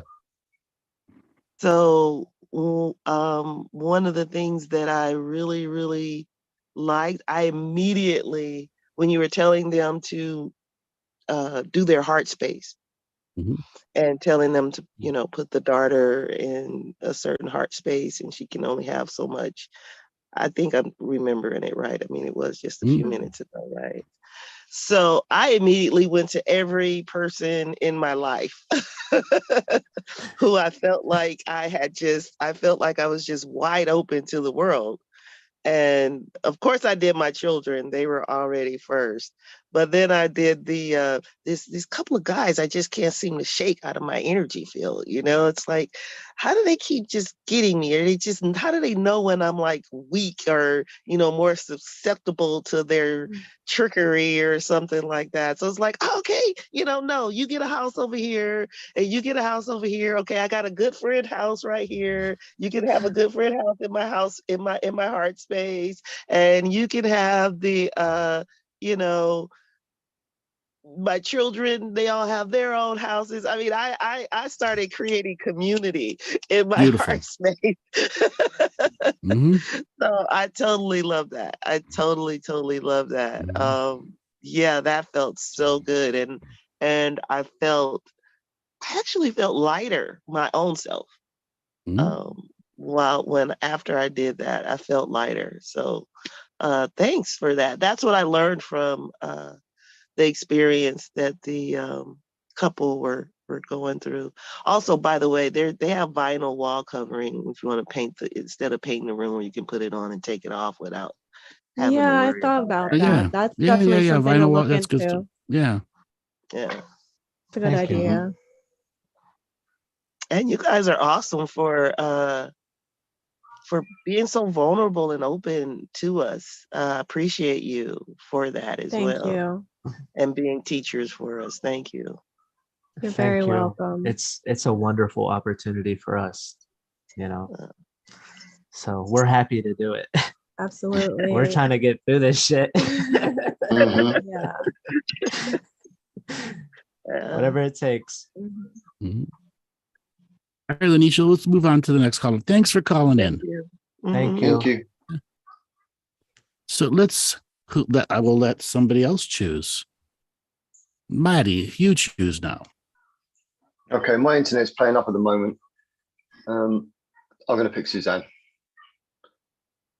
Suzanne, signal to unmute. Hello. Hi, Suzanne. Where are you calling from? I'm calling from Pennsylvania. Pennsylvania. You want to turn on video? Sure. Hello.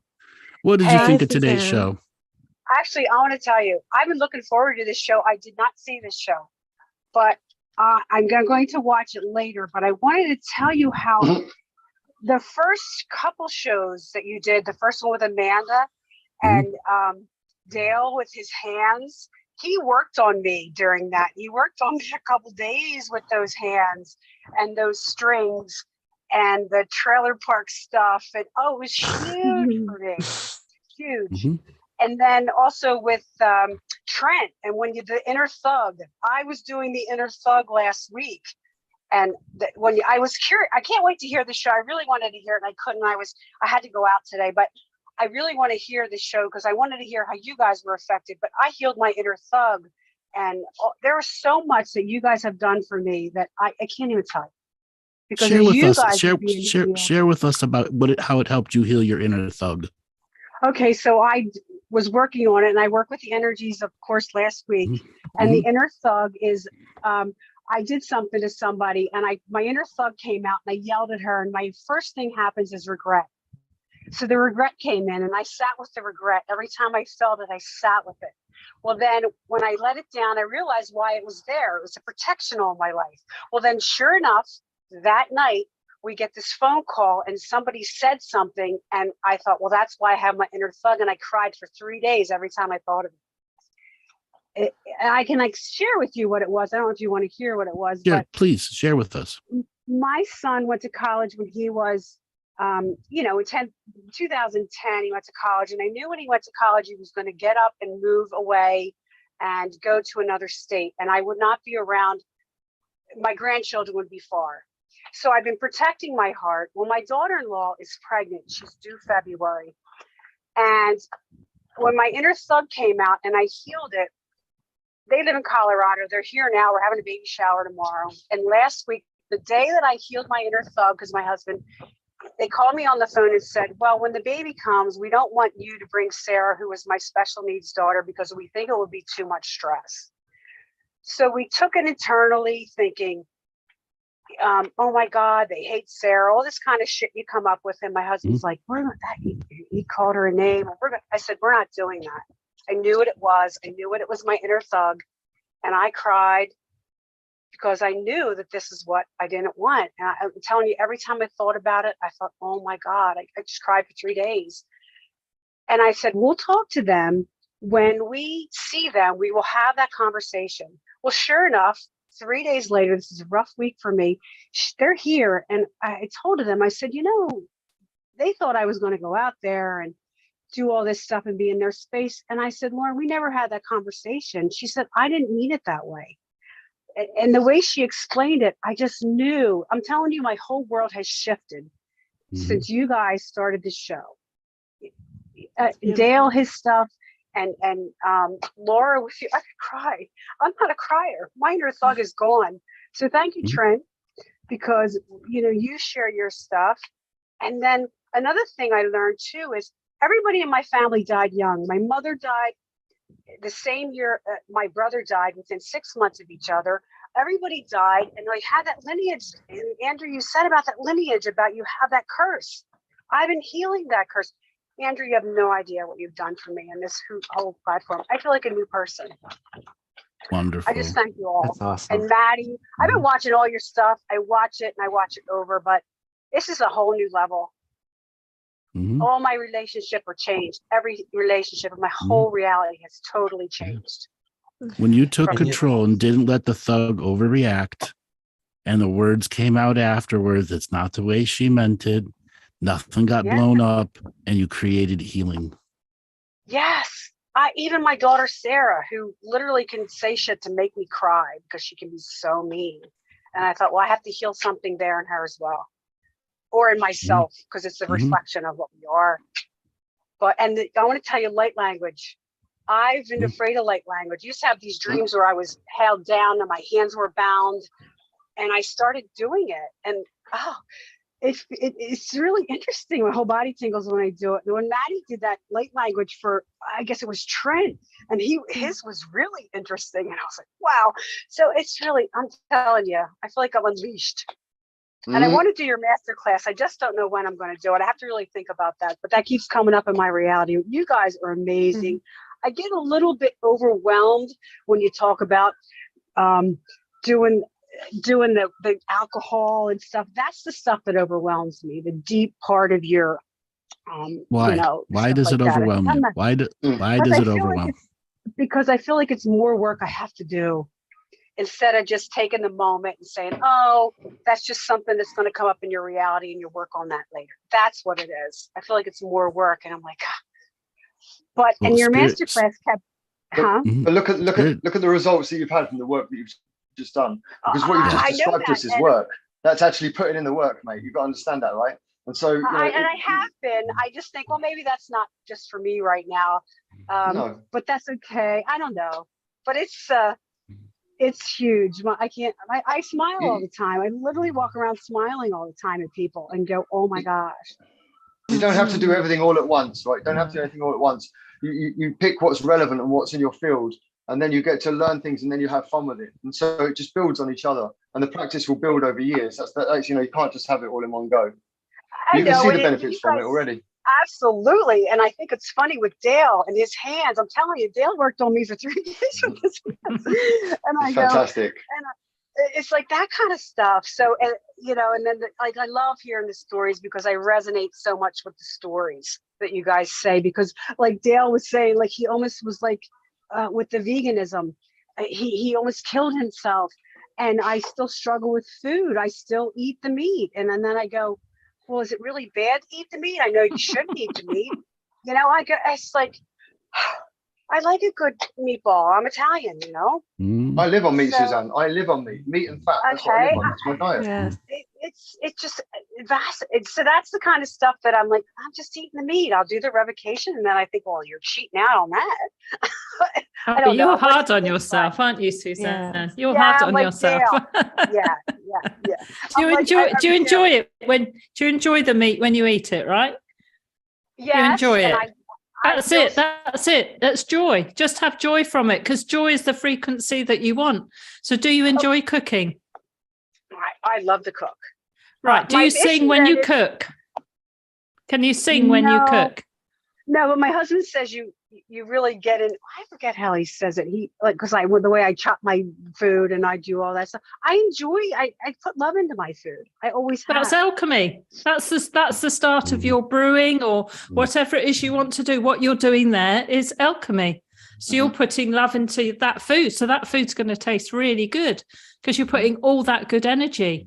That's all alchemy. Any of the alchemy is all that, just layer upon layer of doing that the whole time, putting love and joy and your passion for it into whatever it is you're doing, whether it's making alcohol or cooking food or making a grandmother's soup. There's nothing complicated about the alchemy at all. Another thing too, when I was listening to you, Andrew, and you were talking, and you took us on it was funny that the ride when we went up, you said, I want to take you on the ride, and you went up and there was Andrews everywhere. That was such a great visual, because I'm like, oh my God, that's exactly what you're trying to show us all, that we create so much of that. I don't know. I'm just so those are real places and spaces. And as you go deeper into this journey, and you begin to expand how you can experience different dimensions as the person that you are, you know, while still being grounded in your body, you realize that most of it's a thought construct. And a lot of the beings that you'll meet out there live in thought. It's really hard to explain until you get out. But I think that is the creation. Yeah. That's what overwhelms me, the whole thought of it. And I think that's because my mind can't grasp it. When I've listened to Ellie Andrew for 2 years and I've learned so much, but it's because I want to be there already and I can't be. Another thing that I got rid of was the martyrdom program, where you feel like you have to help everybody else. Well, now I don't feel like I have to help anybody else. I have to help myself. You know, everyone's like, oh, share this, do that. No, I did all that. It comes up in your reality when you're ready for it. And if they're looking for it and seeking for it. Yeah, exactly. And then the pushing on people, I had a dream. I'm a big dreamer, and I had a dream. My biggest thing was vaccines. And I had this little person yelling at me in my dream, how dare you step on my journey? This is my journey. I came in this life. I want to experience this. Who are you to step on my journey? And I was like, oh, well, that's the end of that. You know, but it's a program. So whatever. I'm telling you, the last couple months have been huge for me. Huge. Hey, I Dale. work with the energies and the portals, and I know what they are. The 8-8 was huge for me too, but I inward it because I know that it's me and I have to work on me. So I just don't take it out on anybody else, that kind of thing. But I thank you all. I feel like we're a tribe. I see you in the astrals. I'm always dreaming about Andrew. I don't know. Yeah, all of us are. All of us. Yeah. Andrew, I think she deserves one of our t-shirts, Andrew. What do you think? Yes, she deserves a full-on recovering light worker t-shirt. We're gonna get you a t-shirt. I was a terrible light worker person, but Dale, I really resonate with you because I'm a lot of that. Because Andrew, you'll go, "Are you A+?" And I'll be like, "Shit, am I A+?" And I'm like, "Oh, I'm doing this how many times a day?" And then you get this spiny up your ass because then you're like, "Well, you're doing it too much." It's such a mind fuck. I'm telling you to try to figure it all out and do it right. It's always like that. We've got a lot more exciting shows to come. We'll come back. We'll have another light worker, another Dragon Day, another visit, tour of the universe. Those are coming because we want to expand everybody's ability in between these healing shows and some of the other stuff that we've got coming up. It's again to expand the next level. All right, Suzanne, thanks for calling in. Thank you so much, guys. Cheers. Bye. All right, co-hosties, pick the next caller. So, Sarah, we're giving you the signal to unmute. Beautiful. Hello. Aloha. Hi, where are you calling from? Sacramento. Sacramento. Do you want to turn on your video? No, I'm not going to turn on the video today. Might be in the background. I'm at work today, so. What did you think of today's show? Powerful, challenging, deep. I had a question for Trent and Amanda about your daughter. Has she started her menstrual cycle? Yeah, she started that actually when she was right before she turned 11. So that definitely adds to what we're dealing with. And I noticed I've got two kids. One's 18, the other one's 11, or 12, I'm sorry. We have 18 and we have 12 and 8. So that's challenging to mix all of those. Is it all girls or is it a mix? All girls. All girls. All girls. Bless your hearts. Oh my God. Thank you. Oh my goodness. I know something that helped for me, especially since you're into the astrology, is I would notice their cycles showing up and going through. Mm-hmm. And with the puberty, sometimes it, when I would bring it up as a possibility for them to consider that you've got all of these chemicals going through your body right now and you don't have any control over it, won't have to get it dry. It can make a difference for you. Yes. And when they would consider that,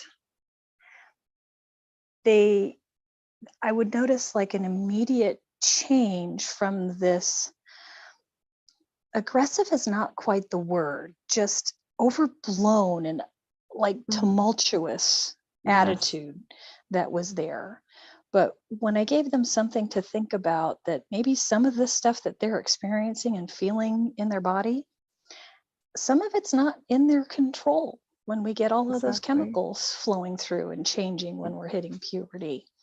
Mm-hmm. And you guys should be so very proud of yourselves. Thank you.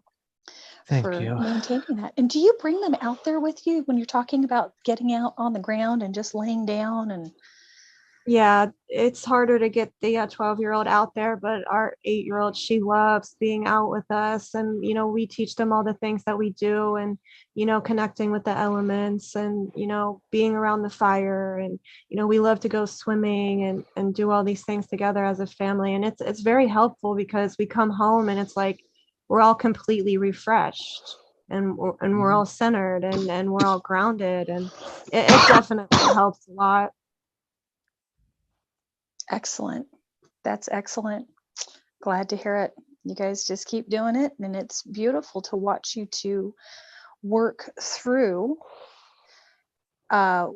when Andrew and Maddie and Laura and Dale are giving you the suggestions and telling you what they're seeing. And you let go and show us what it's going to look like physically to overcome these challenges and to look at these challenges as they come up right immediately.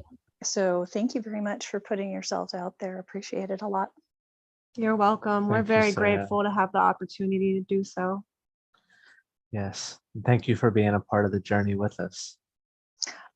Glad to be here, and it's so fun and fascinating to watch everybody changing and growing and seeing it in myself as well. And yeah, we're getting ready to come up to a new year here soon, so excellent. What kind of growths are you seeing in yourself as you're watching these shows? Well, Andrew, personally, right now, I'm still feeling a lot of the tumultuous wave crashed over me. I'm still churning, haven't figured out which way is up just yet. Mm-hmm. And just trying to relax into that, keep doing my daily work. Sometimes I catch myself, I don't want to do the journaling because what's going on in my mind and my heart at that moment, I don't want to put that down. I don't want to come back and look at that. So I just let that go.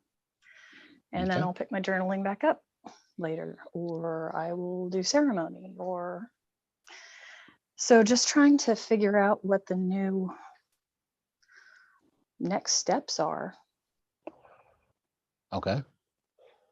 So, and from these shows, all of these shows, these new shows, what are you beginning to see are your next steps? breathing, lots of breathing, allowing the synchronicities that show up to be exciting. Oh, wow, that's a new synchronicity.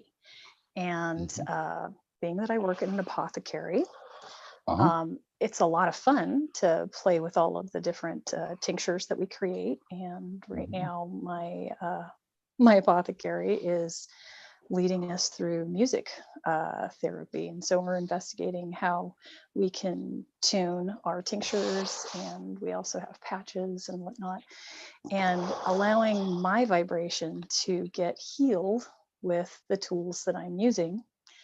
And just watching the little changes, a little less skittish, a little less what's that in the corner, that kind of a thing. Because I had several years of the trauma of you'd hear a sound because that person makes that sound and you associate it, and then you think, what's coming next? So having that fall away for me is nice.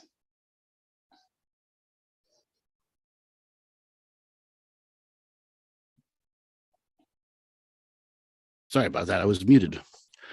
Those are beautiful, beautiful words coming from you as you're beginning to show your growth and how the different shows affect you. Thanks a lot for calling in. Thank you. Have a good one. Bye-bye. You're welcome. Thank you, Sarah. All right. We have time for one more caller. Who is going to pick the caller?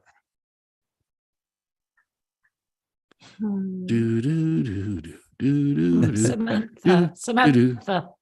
Let's have Samantha. Samantha, signal to unmute. Hello. Hello. Where are you calling from, darling? I'm Newmarket, England. Newmarket, England. Welcome to the show. What did you think of the show so far today?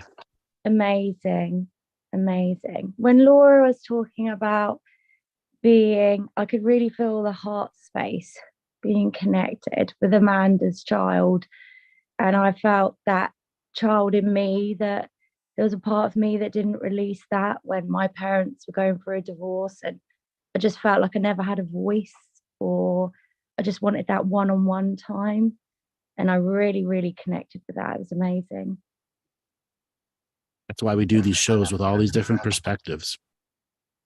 Yeah, it made me really tearful. It was absolutely beautiful. That's real healing coming through. Yeah. And then I could feel all of Dale's, like, it was like golden spider webs coming through. It was beautiful. Thank you. So- I appreciate that. I polish those webs all the time. How long you been listening for, Samantha? Oh, quite some time. But I resonate a little bit with the other callers, as in I find myself off and on, like, I don't know whether it's rebellion or whether it's unworthiness, but stuff to work on. But it really helps. And also talking about children, because I've been struggling with my son since COVID. COVID kind of hit him really bad. He was doing his GCSEs, and he kind of lost faith in the whole system, and he was doing really well prior to that. And then not being able to do his rugby, going through his like testosterone period and all the rest of it. And then he's become a bit of a hermit, and then addicted to computer games and different things like that. And it's not trying not to step on his journey, but also being a loving mom and not wanting him to pass by opportunities that are presented to him every day and seeing his beautiful light, but not in a light work way, but just as friendships, as school, as opportunities that you have every day, even going out for a walk. It's been really difficult without stepping on his journey of what he wants to do. Is he rude to you, or is he sad? It's a bit of both, to be honest with you.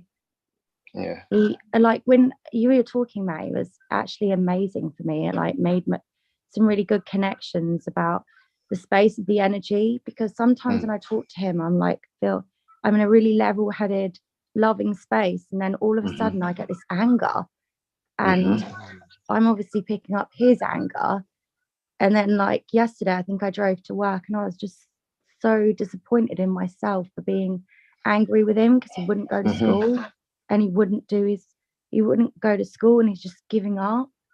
And then I was driving to work thinking, that's not my energy. Like, why did I allow that? But obviously, like you say, self-forgiveness, and the next hour to hour, minute to minute is yours. It is difficult, but you want the best for your kids, and each generation looks at the one coming after them and says, oh, can't you see the mistakes that I made? And I still get that from, I still get it generation to generation. I try to look forward in my life and imagine what a future version of myself would actually say to myself, but you can't just get it through to them. They've got to experience these things, haven't they? And but I don't want him to live my life. It was challenging. Yeah, but even just, but I don't know. There's a new ways to life. I mean, challenges are painful, but they do have their benefit. They turn us into the people that we are. But this generation seems to have so few challenges, but yet everything is so utterly overwhelming. And this computer addiction, and then just lack of social interaction. Yeah. I've lost one to all of that. And that's their journey now. They're going to have to see if they can heal in the future, but I can't be a part of it. But they don't live with me, so it makes things different. Obviously, if they were completely dependent upon me, then they're like 22. So it is difficult. It is difficult, but it's like a new disease, isn't it? I mean, they can sit up all night long playing those computer games, no stimulants at all. Sometimes not even eat.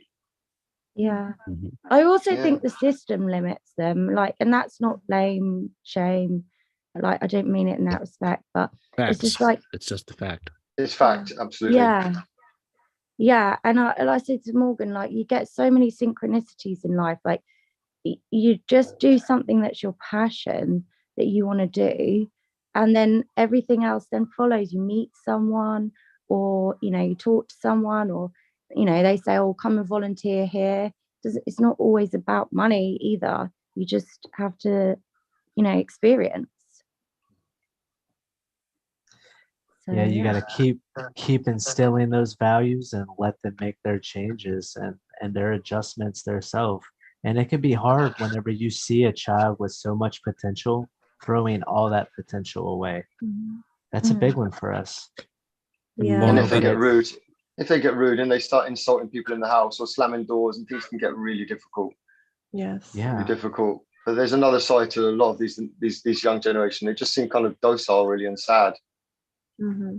Yeah, all of his friends are the same. It's yeah, but then also they're all really beautiful. Yes, and that's the importance of healing yourself, and the kids seeing that parent healing themselves, spending some time on themselves, and when they grow up with that, they see you, even though they won't acknowledge it in the physical and tell you, but they're able to see it subconsciously. You working on yourself at all times. And I think that's the best thing we can do as parents, is work on ourselves. And like all these conversations and which we've gone over with Trent and Amanda, as teaching us how to have the tools to do that. And that's the best thing we can do, is heal ourselves during these times, and for the next generation to see us healing ourselves as way showers. And we will fuck up, we'll get it wrong, but it's just that level of forgiveness moving forward, and marching on as a parent. And we have to remember too, like, we are making a difference. Like, the things that we do, small or not, like, they are having an effect on them. So that's comforting to know that you are making a difference, and it's just not for nothing. Because sometimes it can feel like you're just not making any progress at all with them, but that's not true. We know that's not true. And I've also noticed that a lot of these kids coming in, I mean, obviously they're very old souls and they're very aware. So, and they see, what's wrong with the system, and they don't want a part of it. So it's hard to get them to go to school and do the things that they need to do, that, we feel that they need to do to succeed, but they have their own path, and they'll get to where they need to be no matter what. But that's very hard for me to allow her to have that. You need to be in school, because if you're not in school, then it will come back on me. And finding the balance between that and allowing them to be themselves, to follow their own path. Yeah, I totally agree with you. None of my babies went to school. No, we taught them all at home, but it's a different situation if they're in school and then you take them out of school and they've got the attention of the school. So different states, obviously, and countries have different rules and laws about these things. Yeah. But over here, we were able to take them out. They never went, to be honest. And we found that now, as they're getting into their teen years, they've learned, or early teen years, they've learned what it is just to live life without those pressures. And now one of them's A-level art, and she's only 14, 15 maybe. I can't remember. Anyway, she's A-level art. Look at, there's 4 of them. But there's so many different ways to it. But I don't know how it works where you are. So some children just don't belong in school. I was one of those. It was no benefit to me at all. Yeah. No. It's that same inner rebellion that we all felt as kids. Right. Towards the system that we knew was bullshit. And now that rebellion is coming towards us. Yeah. We just have to remember that. If you truly hate school and somebody's telling you must go to school, then that's your enemy, isn't it? Right. Yeah. Yeah. It's non-judgmental. It's not saying it's right or wrong. It's just a fact. It is, and it's hard to balance that. Yeah.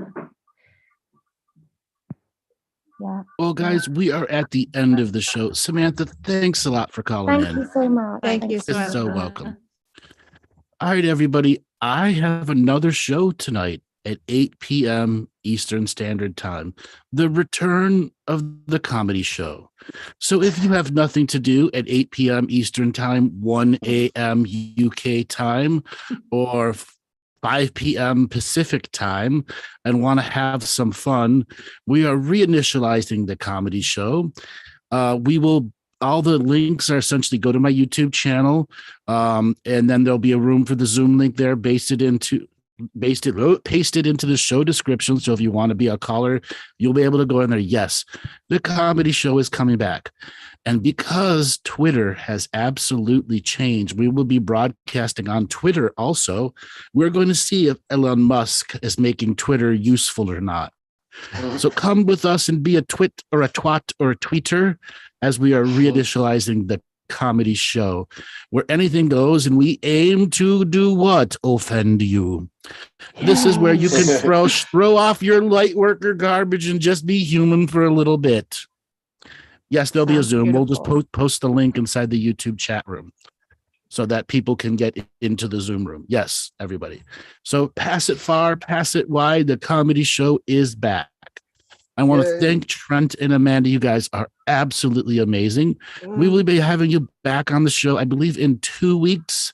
We have another show that is planned. It might be one more week after that, but we're going to go to the next level of healing. And we're going to give people a break because we want them to practice. And we want to encourage everyone to go back and listen to those shows. Watch them go through their progression so that we can have a big Q&A, a big question and answer on what it takes for couples to heal together. And I'll honestly say there's so much value in just watching things over, taking notes, reading notes. There's layers of value, people. Keep watching. Just had to say that. All right. Last words, Maddie? I don't have any. Okay, good enough. Man, a few words. Laura? you could use light language, Matty. I've loved it. I've loved doing this with Trent and Amanda. It's been great. Let's really hear it. Enjoyed it. We love it too. Yeah. We love Thank it. you, guys. Adore it. Thank you. Yes, thank you guys so much, honestly. Thanks. Thank you. We love you Dale? guys so much. It's been all love and light and great fluffy clouds and rainbows. Many hands are reaching out to everybody. Oops. And if anybody would like psychic surgery sessions, I do them online as well. And Matty and Laura do sessions if you go to Two Feathers Medicine and the Symmetry of Health page as well to have a look what we do and offer. It's been an absolute honor and journey. And thank you again, Laura, Andrew, Matty, and Amanda and Trent. It's been an experience, and it's elevated me as well of how I think. So it's incredible to be part of these shows. And for everyone listening as well, love and light. And anybody that wants to have a session with me, I'm always open to having sessions. You can go to my website, andrewbartzis.com, and also contact my PA, Michelle, at mpa@galactichistorian.com. All right, everybody, have a great day. And for those of you that will be returning 8 p.m. Eastern Time, the return of the comedy show. All right, Joel, take us away.